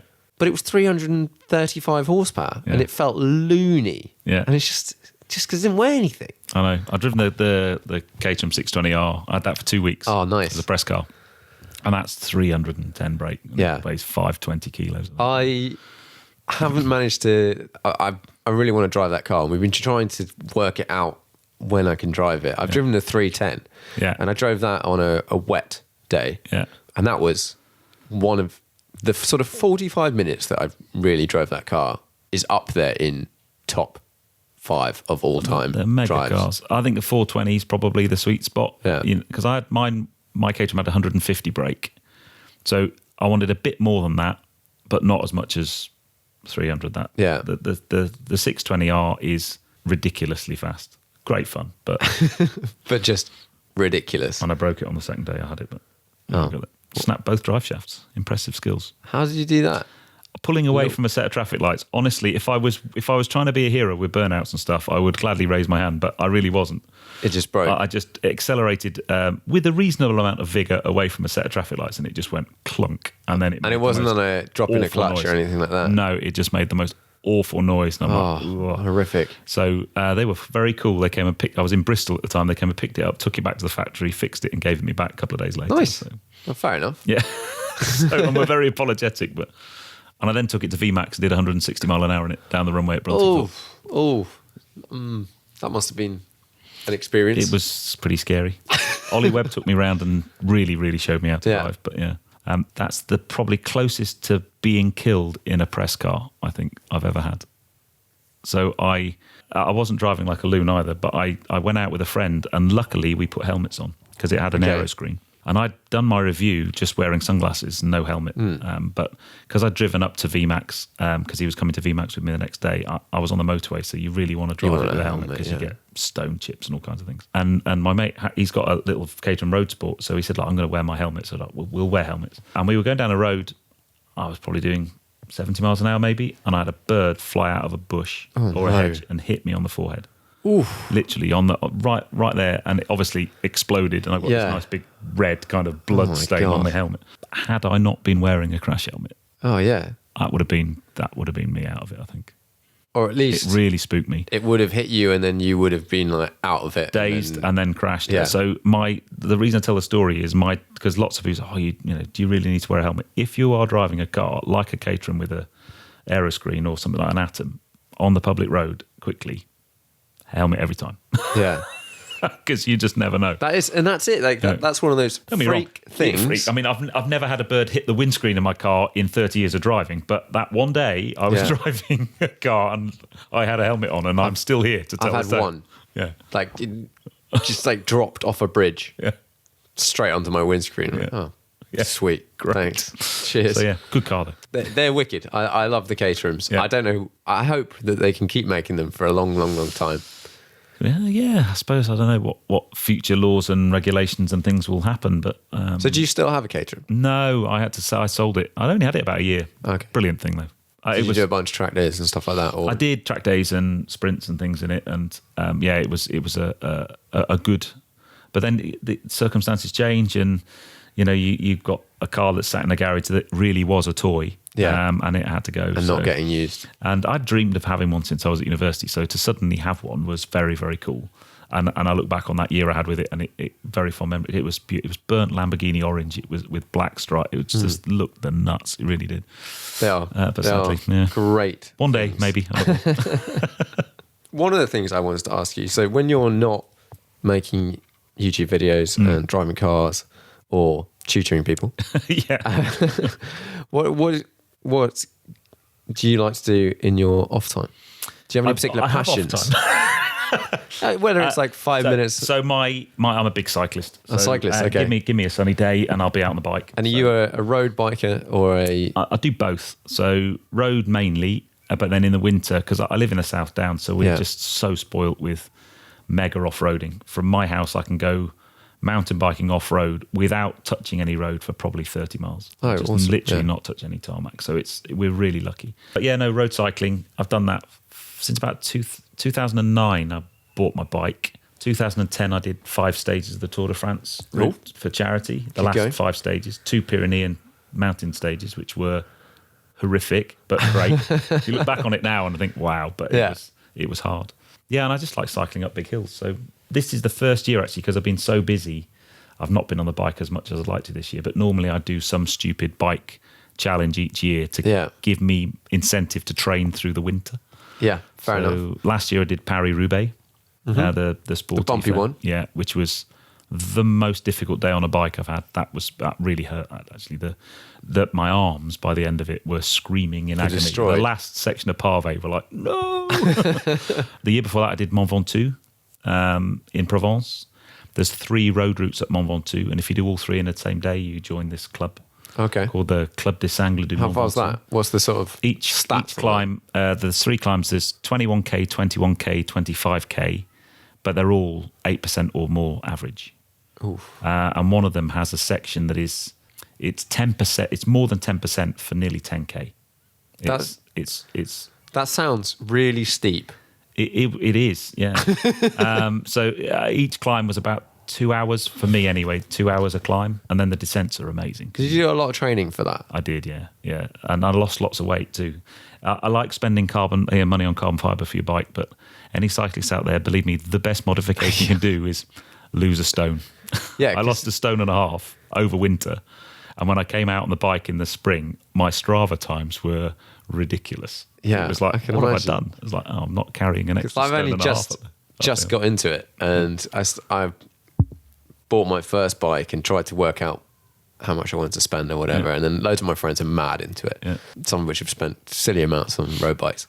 And you look at the performance gain in terms of, let's say you're just trying to drop weight. Let's say a £1,500 bike or a £2,000 bike to a £10,000 bike. You go from, it's like 500 grams sometimes. Yeah.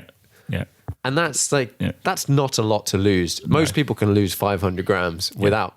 Yeah, it is. I mean, there's an element for me. I bought an aluminium bike to start with, and then I thought, no, I really want a nice carbon bike, and I bought a carbon aero bike because it looked cool. Nice. For the kind of riding I do, it's so not the right bike to have, but it looks really good. Well, that's half the fun. Yeah, like deep rim carbon wheels, which again look really good. So wheels. How deep? I don't know. It's probably about 2 inches, I suppose. Yeah. They're not mega. They're deep enough.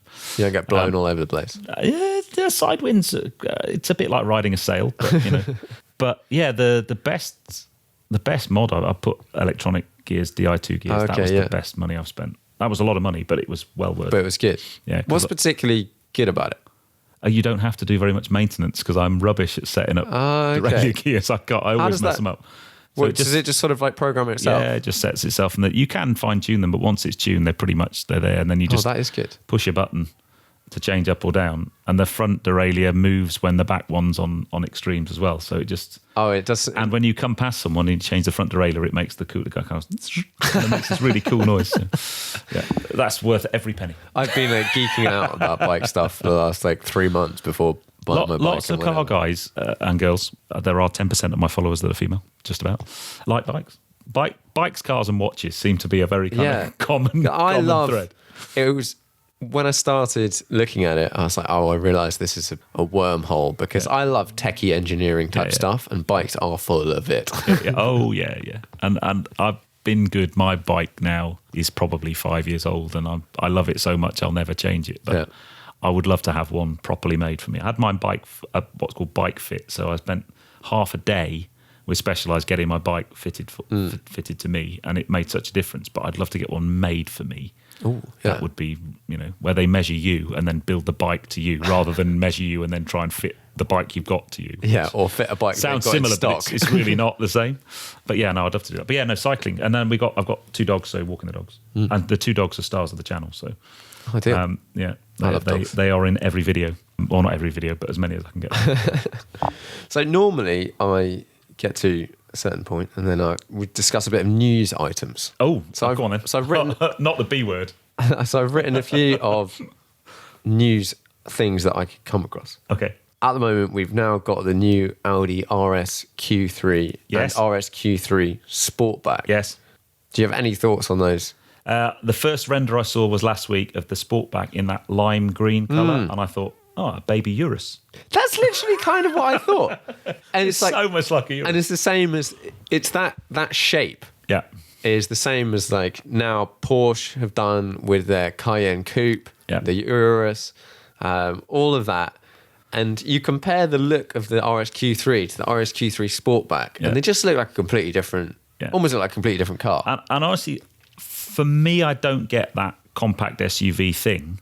However, all of the compact SUVs I've driven have all been brilliant, and I have absolutely no doubt that car's going to be mega. It'll be great, and it's it's got the new A3.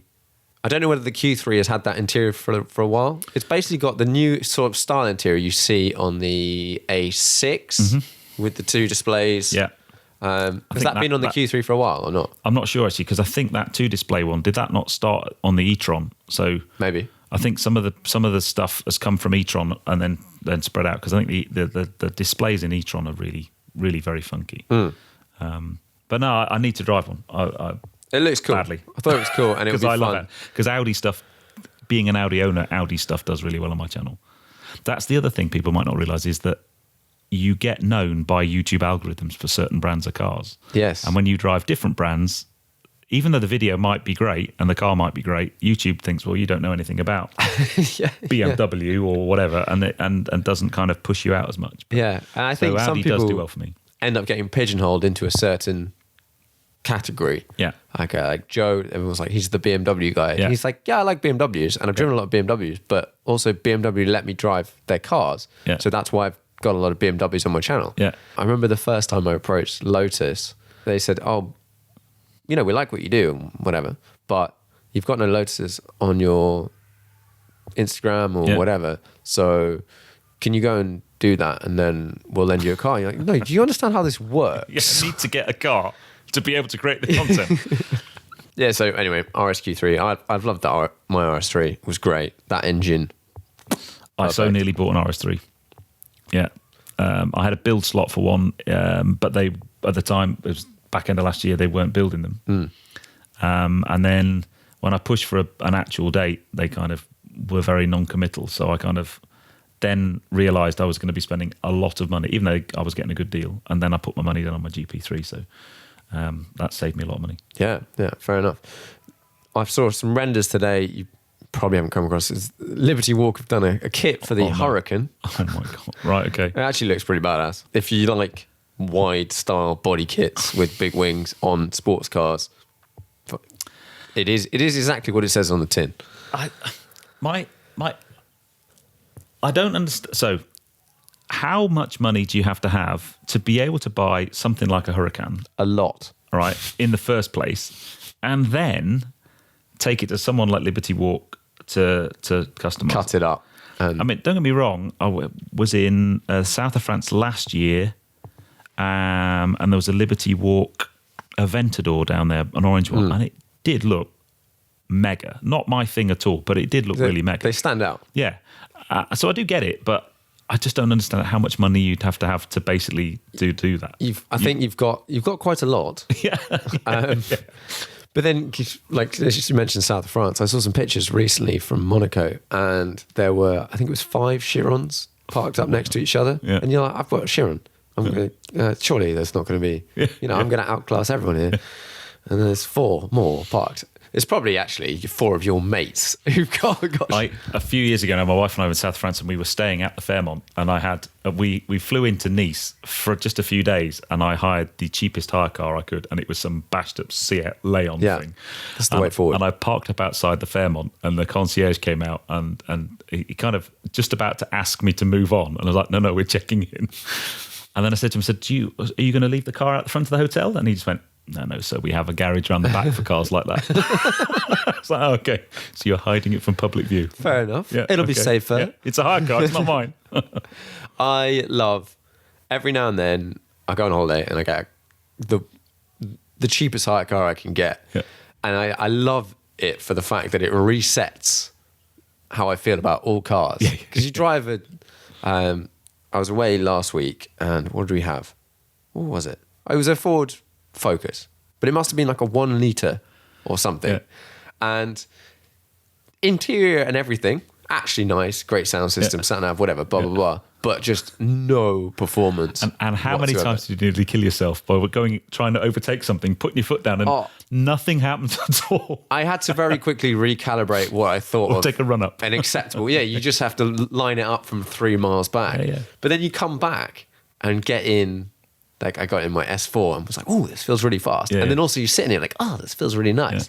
It's great. Like something, I think, pretty much I used to get a lot of hire cars from work, and I had an Insignia once, the really low end, the low spec petrol version of that, and it was hardly had enough power to start, basically. It was so dangerous. And that's my excuse for having a fast car, is it helps you overtake. Yeah, loads of people don't buy that as an excuse, but I do. I think there's a certain amount of power that if you're the sort of person that wants to overtake occasionally, you do. Having more power help. If you drive something with 700 horsepower, you start to get a bit loony about it, and you start to do overtakes where people are like, you're nuts. Yeah. But you can overtake so much faster and more efficiently than otherwise. And sound awesome at the same time. And sound awesome and have lots of fun at the same time. But too many modern cars, you would pull out to overtake, you put your foot down, and then you realise you're doing like 100, if it's a really fast car, you're doing like a lot of miles an hour. You're like, oh, whoa. I only put my foot down for a little bit. This has got ridiculous. It's interesting to say that, because I had the R8 V10 Performance for a week a couple of months ago. And that was the first, I've driven lots of supercars, but normally either on a track when you're in fairly controlled conditions or on the road with someone sat next to you for very short periods of time. So I'd never actually spent a long time in one. You don't get used to it. So to suddenly have one for a week, and as a kid you think, oh, one day I'll own a supercar, and then you get into YouTube and think, one day I'll own a supercar, and then you actually have one as your car for a week. And honestly, at the end of it, don't get me wrong, I loved having the car, and it was an amazingly impressive car. But at the end of it, my overriding thought was, that car is just too fast. I mean, so much grip. Oh man, I mean, you'd go down a B road or a nice country road in that, and you'd look down and you'd be doing 60 miles an hour, and and you think, wow, but you would probably have more fun in something like a Fiesta ST. Yeah, 100%. Because you can really rev the gears out and really give it a good seeing to. But in a supercar, they're just so quick. So quick. McLaren 720S, I love those cars, but I've driven one on the road and one on the track, and both occasions just thought, do you know what? This car is just too much for me. 600 horsepower, I think that's a nice. Depends on the weight. 600 of the car. LT McLaren, I'd have one of those every day. Mega 720S, just whoa, that's a fast car. It's and it's the way that the cars are getting less connected. Like you don't you get in the Caterham and it like fizzes. Yeah. And you feel it straight away, and that's the feeling you want when you're driving a car that is fun. Yeah, I had the RWS, the rear wheel series, for a week, and even that. So that's rear wheel drive. You could mash it in pretty much the wet, and it would just go. And you'd be like, "What? There's some laws of physics being broken." Yeah, here. like I don't understand. Like surely this car, not being four wheel drive, I should be able to leave like a massive set of black lines down the road from stationary. And the answer is you can't. Yeah. Which is ridiculous. And then you you just get to a point and you're like, what is the point? I don't understand. I think there's I think a lot about that. I mean, you've obviously got a supercar, so a lot of it is even driving one of those things at low speed. Oh, it's really nice. It's just so cool. And you stop, and it's not a car. If you don't like attention, you don't have a supercar. But you park up, or you're driving to, and that's the cool bit. 100%. The kind of extracting maximum performance down a B road in the UK. It's just not on a track. Don't be wrong, amazing, but so I did find it quite interesting. Don't be wrong, I still want a supercar really badly, but I did get to the end of the week and go, oh, wow, that's totally changed my view of what it would be like to own one. Yeah, it is really interesting, isn't it? And it wasn't mine, so I wasn't worried about putting miles on it, and depreciation and tyres and whatever. Oh my God, it was thirsty as well. It was like properly thirsty. But yeah, But not that bad on the motorway. No, not too bad. Not too bad. Don't stop at motorway services to put Super Plus fuel in it, though. I think I paid £1.63 a litre. Motorway services. I don't know why I started looking at this recently. In my video I was filming at the time, I did have a bit of a go because it was like £1.63 a litre. Yeah. Are you kidding me? And I couldn't put 95 in it because it's a supercar. I had to have. You've got to put the 98. And I was sat there going, should I just put 20 quid in? No, just shut it up. You're the guy in the R8. I'm like, why have you got this brand new 19 plate R8 and you've just put a tenner in? Yeah. And the guy behind it's going to be a press car, right? You know you can put 95 in those things. I'm sure you can. Yeah, I'm sure you can. I just interestingly, my Mini's got a tune that I've been told, you really do need to put. It's generally Super Plus because of the tune, but yeah, supercharged and turbocharged engines, it makes more of a difference. Yeah. I think McLarens, they don't like it at all. Well, funny enough, they're turbocharged, but they really do sort of start shutting down. Yeah. Yeah, it's weird. I think the idea that the most fun car to drive down in the UK, a country road, is no longer what the current top end of cars are considered. Yeah, but it is that overall experience. Yeah, it's that intangible thing. But they are so quick. They're just so quick. They are so quick, and even an RS4 or they're an S4. Yeah. I'm not even funny. Sometimes I drive along in my S4 and look down at the speed and go, wow. Yeah. And they make it easy. They make it easy and comfortable. Really, really easy, You've got the tunes on and whatever. Yeah. It's raining and you've got no traction problems. The fastest I've driven across country was way back when, and I was being an idiot, and I do not condone driving fast. I'm not going to say no, but just point A to point B, it was wet. It was back when I had an S3. Oh. And it was just like, it was nighttime, so you could see lights and stuff. And you could just monster without really worrying about it. I had a TTS a couple of months ago, and I had a trip, and I'm for me, that kind of four-wheel drive platform that Audi have, at S level, not at RS level, I think that to get from A to B, you can drive like you feel like you're going quick, but you're still not going ridiculously quick, whereas you probably would be in an RS. I think that they've got that sweet spot. It's perfect. It's a really good amount of power that you get a really good feel of acceleration, but you're not therefore then having to slam on brakes the entire time.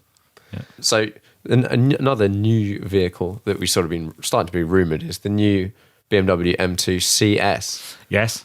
Obviously, being an Audi person, you know absolutely nothing about BMWs. Well, I have driven an M2 comp, so on track. And the interesting thing for me, the first time I drove the M2 comp was at Bedford Autodrome. And I really, really didn't like it because I'd literally just got out of a Formula 3000 car. Okay. Because you do those experiences. You jump from one car to another. Palmer Sports. Yeah, I'd done the little Le Mans prototype type car, then into an F3000 car, and then into an M2 that's comp. The wrong way around. I know. And it just felt big and lollopy and it was a bit damp and I just didn't enjoy it at all. And then I went back on a BMW day about a month later and drove it a month later and I thought, this thing's really good. It's a really good car. So I can only imagine if they take that platform and make it lighter and more powerful and do other things, it's going to be very, very good. One of the sort of figures that nothing is confirmed yet, but it's getting the CS recipe that you would normally apply to the M4 or whatever on the M2, so it's going to have a bit more horsepower. It's probably going to be 450-ish horsepower. One of the bits that stood out for me is they're supposedly going to put the adaptive suspension from the M4 on the M2, and that was the biggest problem I had with my M2, was it was just at low speed, day to day, just jiggled you around the entire time. On track, and it's not a track car, none of these are track cars, they're road cars. It was awesome. It was perfect. And I could see why in Germany on super smooth roads, that setup would be amazing. Yeah. British roads, not quite the same. Yeah. I can't. Do you know how much it's going to be? Or is it still a lot? It's going to be a lot because an M2 competition is 52 probably spec'd up or something. I reckon it would be, I don't think it'll be crazy. People are saying it's going to be like 100 or something. There's absolutely no way it's going to be the same difference an M4 CS is to an M4. So it's probably going to be 60 or like 8 grand more. That is my guess. Yeah. Interesting. I think interesting car. Although some top stuff. I drove the M850 convertible and I just remember that it was over 100 grand the car I drove. It's like, wow. It was amazing, but I was like, hey, it's 100. I really like BMWs.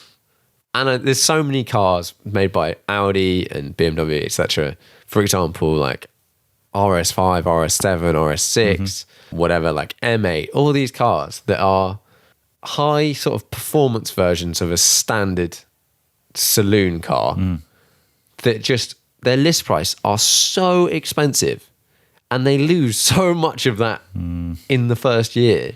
You go, I don't know who buys these things. Yeah, I mean, and that's most of the cars I do on my channel are that kind of high-end spec sports version, RSM, AMG type cars of the standard ones. Interesting ones. Interesting ones, yeah. Because I guess you've got a bit more to talk about, but yeah. Sometimes you do look at them and think, depreciation's a wicked mistress. It is. And lots of people go, oh yeah, but this the monthlies or whatever. Someone has to pay for it. A finance friend of mine said to me, someone's got to pay for it. Yeah. And we could do a whole thing on financing of cars and how best to, Yeah, and there's many ways of doing it and different theories, and I have my own opinions, but whatever really.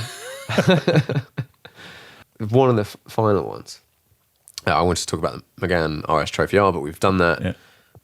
McLaren GT, everyone seems to be driving it. What did you think of the GT? Mate, it's the ride quality is unbelievable.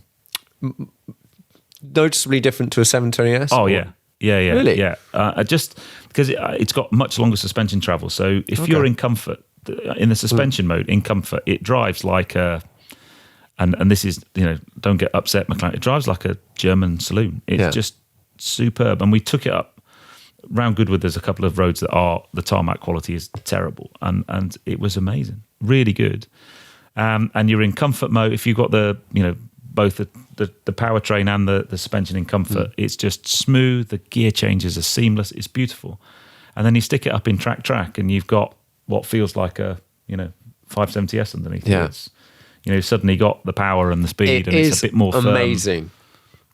The McLaren suspension, and all because of the Tarb and everything. But it's just blows my mind every time I get in a McLaren that has that sort of thing. What I wasn't sure about, and in fact, it's my video that goes live tonight. But was what I love about McLarens is you get in them and they just feel. So when I had the R8, I went to McLaren and drove the 600 LT. So I arrived there in an R8 V10 and drove a 600 LT. So it's quite an interesting back-to-back comparison. And for me, the R8 would be a perfect use every day, daily supercar. Yes. But my problem with it was it just felt like a really fast S4. This has always been my opinion of them. Isn't a bad thing, but as an S4 owner, it was very special, don't get me wrong, and if anyone from Audi's listening, please keep giving me cars. But the engine is amazing. The whole thing was amazing, but as a fast Audi owner, the view I had from the driver's seat looked really familiar. So it kind of didn't have just that special je ne sais quoi. You get into a McLaren, and that's the Sunday morning. I've got an hour drive each week to look forward to. That's the car I get in. But they're very pointy and sharp and edgy, and they just feel they have this amazing kind of I don't know what the best way to describe them. Sort of that they are that visceral car that you want, right? Mm. So I thought, how are they going to take that and stick it in a GT car? That you don't want to be like that at all, because you want to sit in it for hours and hours and drive to Saint-Tropez, and they've done it. And you sit in it and it looks like a McLaren, and the steering wheel feels like a McLaren.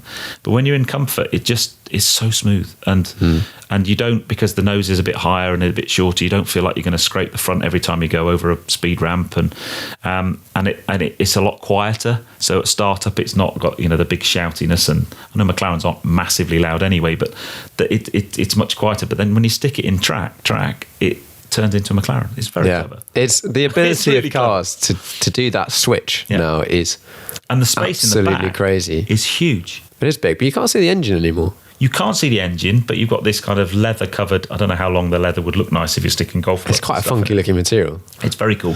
But at the launch, they had a set of golf clubs in the back. You can get 2 sets of skis and boots in the back and luggage. So it does tick lots and lots of boxes. So it's a really impressive car. It's definitely. I'm super impressed. One of those ones where you think, I'm very lucky to be able to drive this car. Yeah, cool. I still want on my list of about 3 weeks ago, I was like, okay, why don't I just ring up some dealerships and say like, hey, can I test drive some cars? Because like, there's no reason why they shouldn't be able to test drive some cars. And the 600 LT is on my list of. Have you not driven one? I haven't driven one yet. Mate, they are. I drove one first on Goodwood. At Goodwood, I only had 3 laps, but within 1 lap, I did 165 down the straight at Goodwood. It just let you drive so fast. It's mega. And then on the road, it's obviously ballistically quick, but it just has this playful feeling, and it makes the best noises. That's the bit. I want to drive one at night time, because apparently at night time you can see the flames coming out the rear-mounted exhaust. Hopefully not setting fire. No. 2 days ago, a couple of weeks ago, we had Bugatti say, I've done 300 miles an hour in a, in inverted commas, production car, whatever. Yeah. And then 2 days ago, we've had Koenigsegg re-brake 0 to 400 to 0. I know.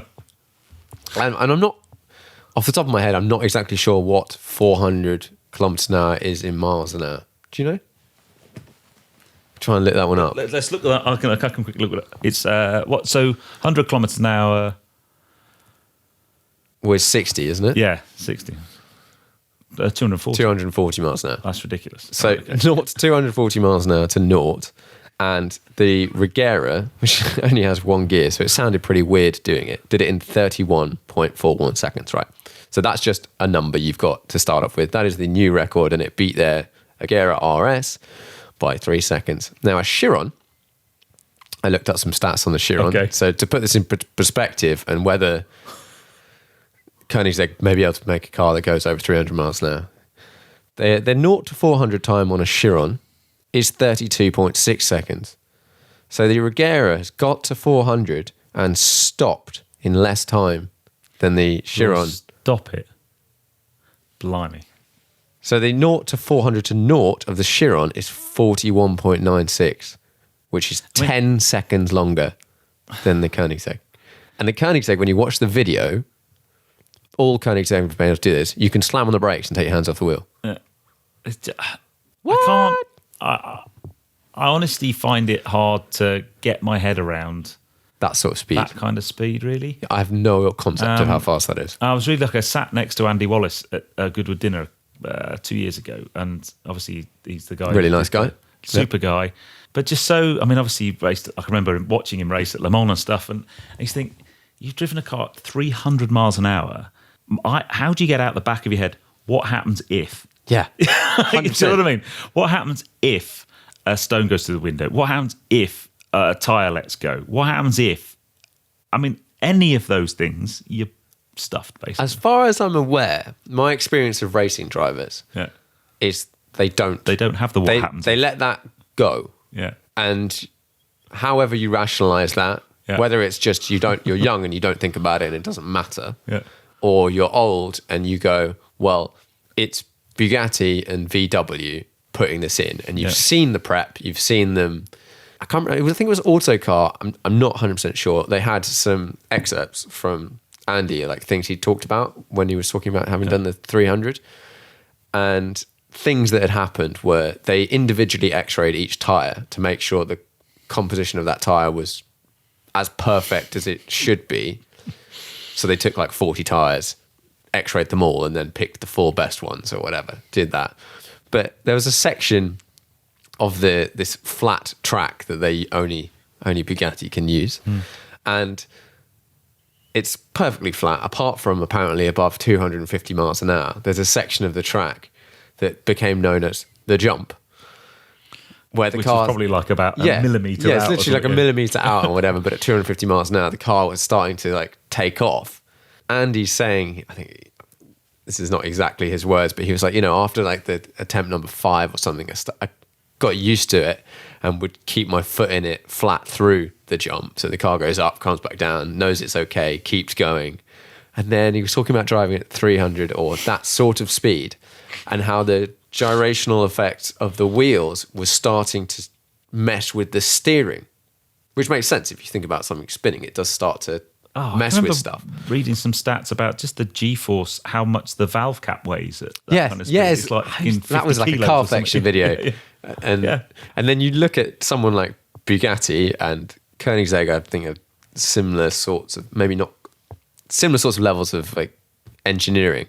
And then you get random companies, maybe from America, who I can't think of the American one you'd be thinking of. Build very, very, very fast cars. Yeah. But you sort of wonder whether there's been an engineer who's spent a lot of hours just on a hubcap. Yeah. I'm not so sure, to be fair. But hats off to them. That is just super impressive. If you think that, but then if you look at thrust, this is a whole new level. Bloodhound thing. So I did some work a few years ago in a previous job and got to meet Andy Green both before and after he did his supersonic run in thrust SSC. And it's same sort of thing there, only obviously they're doing the speed of sound. Level, yeah. But if you watch the in-car footage of him doing that, so it was they had to drive at that speed through a measured mile. Yeah. He entered the measured mile with 90 degrees of lock on, basically, to try and keep it straight. And they were, like you said, they don't have that gene that we have. That preserves and life. It's just a completely another and they want level. to go back and do 1,000 miles an hour. Yeah. Like those sorts of speeds, like ignoring 300 miles an hour in a road car, yeah. like 600 miles an hour in something that's you're trying to not take off. Because if it takes off, you're very, very dead. Yeah. Yeah. Bloodhound wants to do 1,000 miles an hour. Yeah. Because they had a real stumbling block. They did, but then they got someone come out and give them some funding. I don't know the status of the project, but my understanding is it's still going ahead. I think it's still going. I think they've been out the flat pan. They're going to do it in South Africa. They got hundreds of people to remove all the stones. Yeah, just remove all the pebbles. Yeah. Wow, it's crazy. I know. So normally I sort of wrap up these podcasts with 5 questions. Okay. And it seems to have slightly grown, but I'll keep it to 5. Do you have a most memorable driving trip or journey that stands out? Could be on a track. Could be driving with some mates somewhere or whatever. Driving trip-wise, my most memorable drive, that's easy. That's Goodwood. That's the Alfa Romeo, classic Alfa Romeo. £5 million car. I had Martin Brundle behind me, Nick Mason in his 250 GTO in front of me. It was ridiculous. Have the keys. Off you It go. was ridiculous. Yeah, I've not done that many road trips, which is really weird. So that's one of the things that I really want to do more of. You know, road trips with mates. I was with Steph, ABTV, a couple of weeks ago. We went to Bruges with Minnie, and that was good fun. So, Yeah. I need to do more. I need to do the North Coast 500. That well worth it. Yeah. Awesome. So and badly. Do it sooner rather than later because it's getting more and more popular. Yeah. But okay, driving up the hill at Goodwood. Yeah, that was in a £5 million Alpha. That's pretty badass. Video, 2,000 views. I thought that was going to be like YouTube gold, and it just No one cares about this I know. rubbish. I'll remember it forever. Yeah, So. and that is at the end of the day what really matters. 5-car garage. Oh man, how much money have I got to spend? You have unlimited value. The only caveat is it sort of has to fit into your life. Okay, so my number one car, McLaren F1. For me, that actually it'd be that one F40, but as you've got one F40, we'll just go with a McLaren F1. Road car or GTR? No, or I'd GTR have the road car. car. I want the road car because I want to drive it on the Or road. an LM? No, just the original one. Yep. Just Colour? I wouldn't really mind on colour. Just I want a nice one, but you know. Fair enough. A nice F1. Yeah, tick. they're just all. I think it's everything. I just remember when that car launched. I was at university at the time, and it was everything from the luggage that they made that fitted in the side pods, the gold-lined engine bay, the lightest stereo in the world at the time. All those things that are now, you know, you look back on them and I don't know. It's so cool. That car just wants to kill you all the time, but I'd love it. So McLaren. I bet it doesn't. Yeah. I bet on modern tyres it doesn't. So that would be my historic, keep forever legend car. Supercar, I would have a McLaren 600 LT. Yep. Cool. Spider. Daily kind of. So I've got Mrs. Petrol Ped and me. So you're on two. So I would have probably either a Range Rover Sport SVR or a Stelvio Quadrifoglio, I think, for my 4x4 kind of car. And that's your sort of like luggage stuff around. Lugging stuff around, long trips, that kind of thing. So a kind of those two SUVs. And you like the SV, not the Sport SVR. SUV, like height. Yes, yeah. So I've had a couple. I had a Defender, Range Rover Sport Autobiography, and we had a Discovery, and loved them to bits. But you know, that kind of thing would be quite cool. Cool. Two more. For me, on a daily basis, I'd probably be really boring and have an RS4, I think. Yeah. Or I'd have a Giulia Quadrifoglio if they did a 4-wheel drive one. But yeah. Okay. An RS4 and RS6, one of those two, I think. So the Uber Saloon. It takes a lot. It just does a lot, doesn't it? And then the final car would be my fun car, and that would either be a Caterham, probably a 420R, or an original Defender. Very different cars. Yes, obviously not do the same thing. So would you be off-roading the Defender? Well, I just think they look cool. They drive horrible, don't get me wrong. I was so disappointed. I drove one for the first time this year, and I lusted that. They're awful. I know there's going to be Defender and Series fans out there. They can do one. They do look drive amazing, but they're just horrific to drive. But they just look cool. Like a Lara Croft one. They're so cool. Yeah. Oh, they're so cool. So which one of those would you have? Well, yeah, I'd probably end up with the Caterham. And then the only thing that would be missing in there, I'd really love a classic, like an original Cooper S, but it's just the practicality of finding a decent. So original Mini Cooper S. Right. Yeah. Or I'd really like a Mark 1 Ford Fiesta 1300 Super Sport. Not the XR2, because that was the car I wanted when I was my first car was a 1300 gear. I couldn't afford the Super Sport, and it's a bit like now. I'd love to buy a Rally Burner because I had a Grifter when I was a kid. Like I want an original BMW. So, but if I was to have a classic, then I know that's 6. But yeah. Well, okay. I think we've pretty much said 5, and then you just tacked one at the end. What are yours though? You've obviously got one of them. Mine changes all the time. Honestly, it changes all the time. F1 GTR. Yeah. Is in there. Probably my daily would be like probably an RS4 at the moment, not a 6 because it's too big in London. They're a bit bigger, aren't they? Yeah. As like a older car, I'd probably have maybe something like a Singer. I'm slightly going off those at the moment. Yeah. To get my Porsche kicks in. Oh, I don't know. Not sure about the rest. I'd have some sort of race car. I'd have a 997 RSR. Oh. And I would go and do Classic Le Mans next year in it. Yeah. I would like to have a race car. It'd be very cool, actually. Would be. Yeah. And if it's unlimited budget, whatever, someone else is paying to run it. So That's the problem, though, isn't it? although it's like when you think, oh, I'm winning the lottery, what cars would I have? My 5-car garage changes all the time, but it's normally got an SUV, some kind of hot Audi, and a McLaren F1 in it. The other two are kind of changeable. Yeah, it does. It changes each day of the week. Right.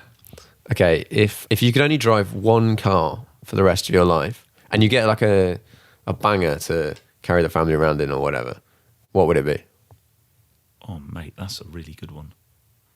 For me, it's some sort of 911. And I don't know whether it's an old one or a new one. Probably a modified one. Yeah. Oh, man, that's such a good question. You'd want something practical but quick, so you can kind of do lots of things in it. 911 is quite good. A 911 Turbo, maybe. Turbo S.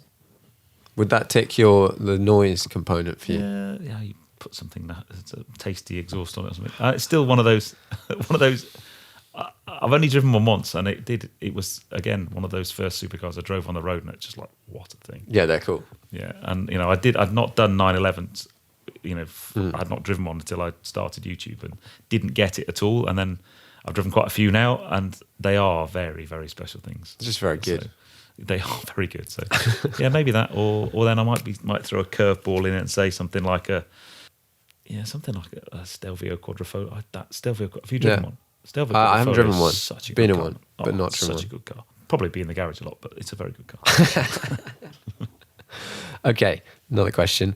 What is, to you, the most undervalued car at the moment that you can sort of buy? Or the car with the most value? Slightly tricky question. In terms of what it delivers. Yeah, like what it delivers for the amount it costs. Or something that you think is just going to be worth a ton in 2 years, 5 years' time that you can buy now or something. Low end of the budget, I've mentioned Suzuki Swift because I was asked to drive Suzuki. I thought, why am I driving a Suzuki? Yeah. And it was a really, really good little car. So I think some of these really cheaper low end hatches, especially if you're a young driver and you've only just passed your test and insurance is so horrific these days, and you're looking for something that's going to be fun to drive. I think something like that is the often overlooked. For me, the best way to answer this question is the badge will often mean that people overlook the car. So something like an Hyundai i30N, the fastback version of that is a superb car, but it's a Hyundai or Hyundai. That's another thing. The pronunciation you'll get lots of hate if you say that wrong, but I think it's Hyundai. Brilliant car, overlooked by lots of people because it's not a VW or a Audi or a BMW. Yeah, massively. But to drive, fantastic little thing. In terms of cars that I think in the future is going to be worth good money, well, I hope my Mini maybe one day. We'll see. Any car I currently own. Yeah, that's right. Yeah. There's a black Mini with red stripes. I think that's going to be worth lots and lots of money. I guess any of the limited edition stuff. I bet the new GT4 Porsche and the new Spider Porsche they're going to be sought after for ages. They're going to be great. It's obviously going to be a great car. Coming as well. Very jealous. Yeah. Okay. Cool. Yeah. And the final one. What is the most interesting car to you right now? Like, what would you find yourself like Googling at night or watching YouTube videos or Porsche Taycan? Porsche Taycan. Yeah. Any particular reason? Just because it's. Well, I haven't driven it. I saw it at Goodwood, just going up the hill. I've obviously watched a few of the videos because the first drives were only last week. Yeah. I think electric, whether we like it or not as petrol heads, is an inevitability, and 100%. We all have to kind of get our heads around it. And I've driven lots of electric cars, and they're very different to drive, but impressive.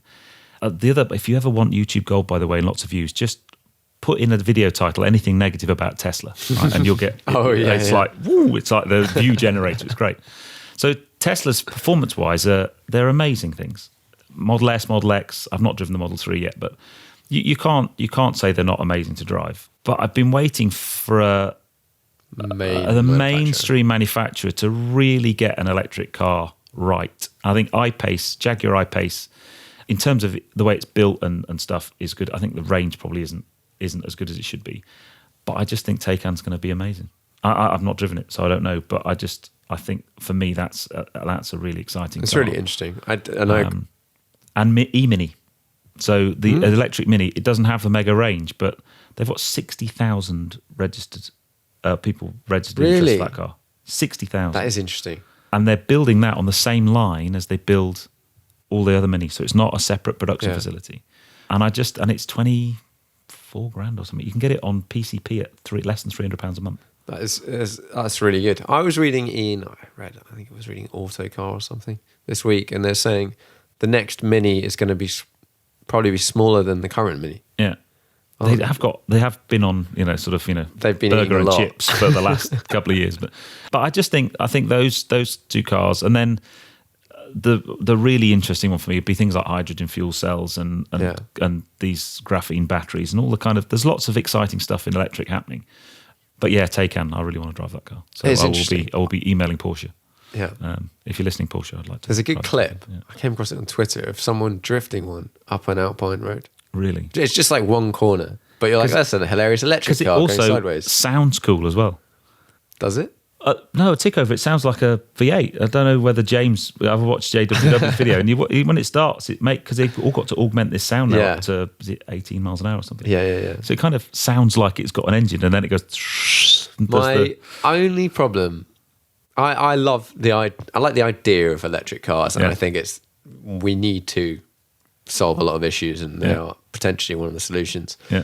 But I watched was it the Peugeot? Is it a Peugeot? Or was it VW? I'm like, they're the one that's set the record. The IDR, VW IDR. Yeah. Go around the Nürburgring. Yeah. And they cut to people like eating crisps and stuff because there was no good noises halfway around that. Like it's not a fun video to watch. I don't know why. No. I think they filmed it a bit funny because you couldn't see the steering wheel. Yeah. Which removes 90% of if there's no noise and you can't see the steering wheel and the car doesn't look like it's sliding. Like sped up. It's just like speeding up on a slow-mo. But no, it's interesting. I think loads of people have been slamming the Taycan for its price, and it is very expensive. But it's also the only thing like that. But you have a car that you don't need to service, basically. Yeah. Yeah. So it's got no moving parts, really. Yeah. So, how are dealers going to deal with that? I'm sure they'll find some way. They'll charge you for your software upgrades. Yeah, but you're going to, the cost of ownership, you're going to take a whole bunch of things out of the cost of ownership that you would normally have with a combustion engine car. But you could buy a Ferrari, 7 years free maintenance. You could, and just sell it. Make sure you've got a few years left on it before you sell it. But I think that electric thing is when it becomes affordable to most. So I mentioned with the S4, my wife and I looked at buying an electric car when we bought that. But the only ones we liked were just too much money for us. Yeah. They were, in that kind of I-Pace is 70, 75 grand, something like that. E-Tron's the same. They don't have the range that we need. Yes, you can get a Model 3, which is actually a super impressive car for 40 grand, I think. Yeah. So they've bought that. It's getting there. It's and coming down. 350 miles of range with that and so on. But yeah, I think when they start to become a bit more affordable. Yeah, and the infrastructure. For me, where I live, I can't plug one in at home. Yeah. And if I had somewhere with a garage, I would really start, I think, like in the next couple of years, that's when a lot more people will probably be buying them as like their daily car, because you can drive a long way on them. People are like, oh, it's only got 250 miles range. Like, how often do you drive 250 miles? Not often. No, not. The mate of mine has a Cayenne. He's now got his e-Golf. He's got a 35-mile drive to work each way. Yeah. He wakes up in the morning with 150 miles or whatever, and that's it. It's enough range. Every morning he's got a full car. So and never has to go to a petrol station. So EV's a whole big thing, and you have, as a YouTuber, you have to be really careful doing EV stuff because there's a big, very vocal EV community out there. There is, and they are devout, vicious. Like your BMW fans that don't like the new grille. The new grille is weird, or in fact it's front wheel drive or whatever. Yeah. There are Tesla people that are devout Tesla fans that have had it burned into their skin. But just in case anyone's going to watch any of my EV, I do like EVs. It's fine. Yeah, it's just another thing. Like I don't hate, try not to hate on many things unless I have a specific reason, like for whatever that is. Yeah. But most stuff, if they make it fun, life's too short. This other stuff still exists. Yeah. If you've got a real stress about it, just chill out, man. Just go and have a drink. It's really not worth having a go at us in the comments for something as simple as. And that is one really great thing about podcasts is there is no comment section. Oh, fantastic. Great and also really bad because it means getting feedback is pretty difficult. But anyway, well, thanks very much for coming on. It's been an absolute pleasure. Been a pleasure. It's been great to finally meet you. Yeah, I know. Yeah, it was one of these excellent. We now know each other. Yeah. And people can find you. Anyone that's made it to the end of, I don't know how long this is. I don't know an amount of time. Yeah. Just search Petrol Ped. Petrol Ped, you'll find you. Yeah. Sweet. Sam, been a pleasure, mate. Thank you very very much. much indeed. Cheers.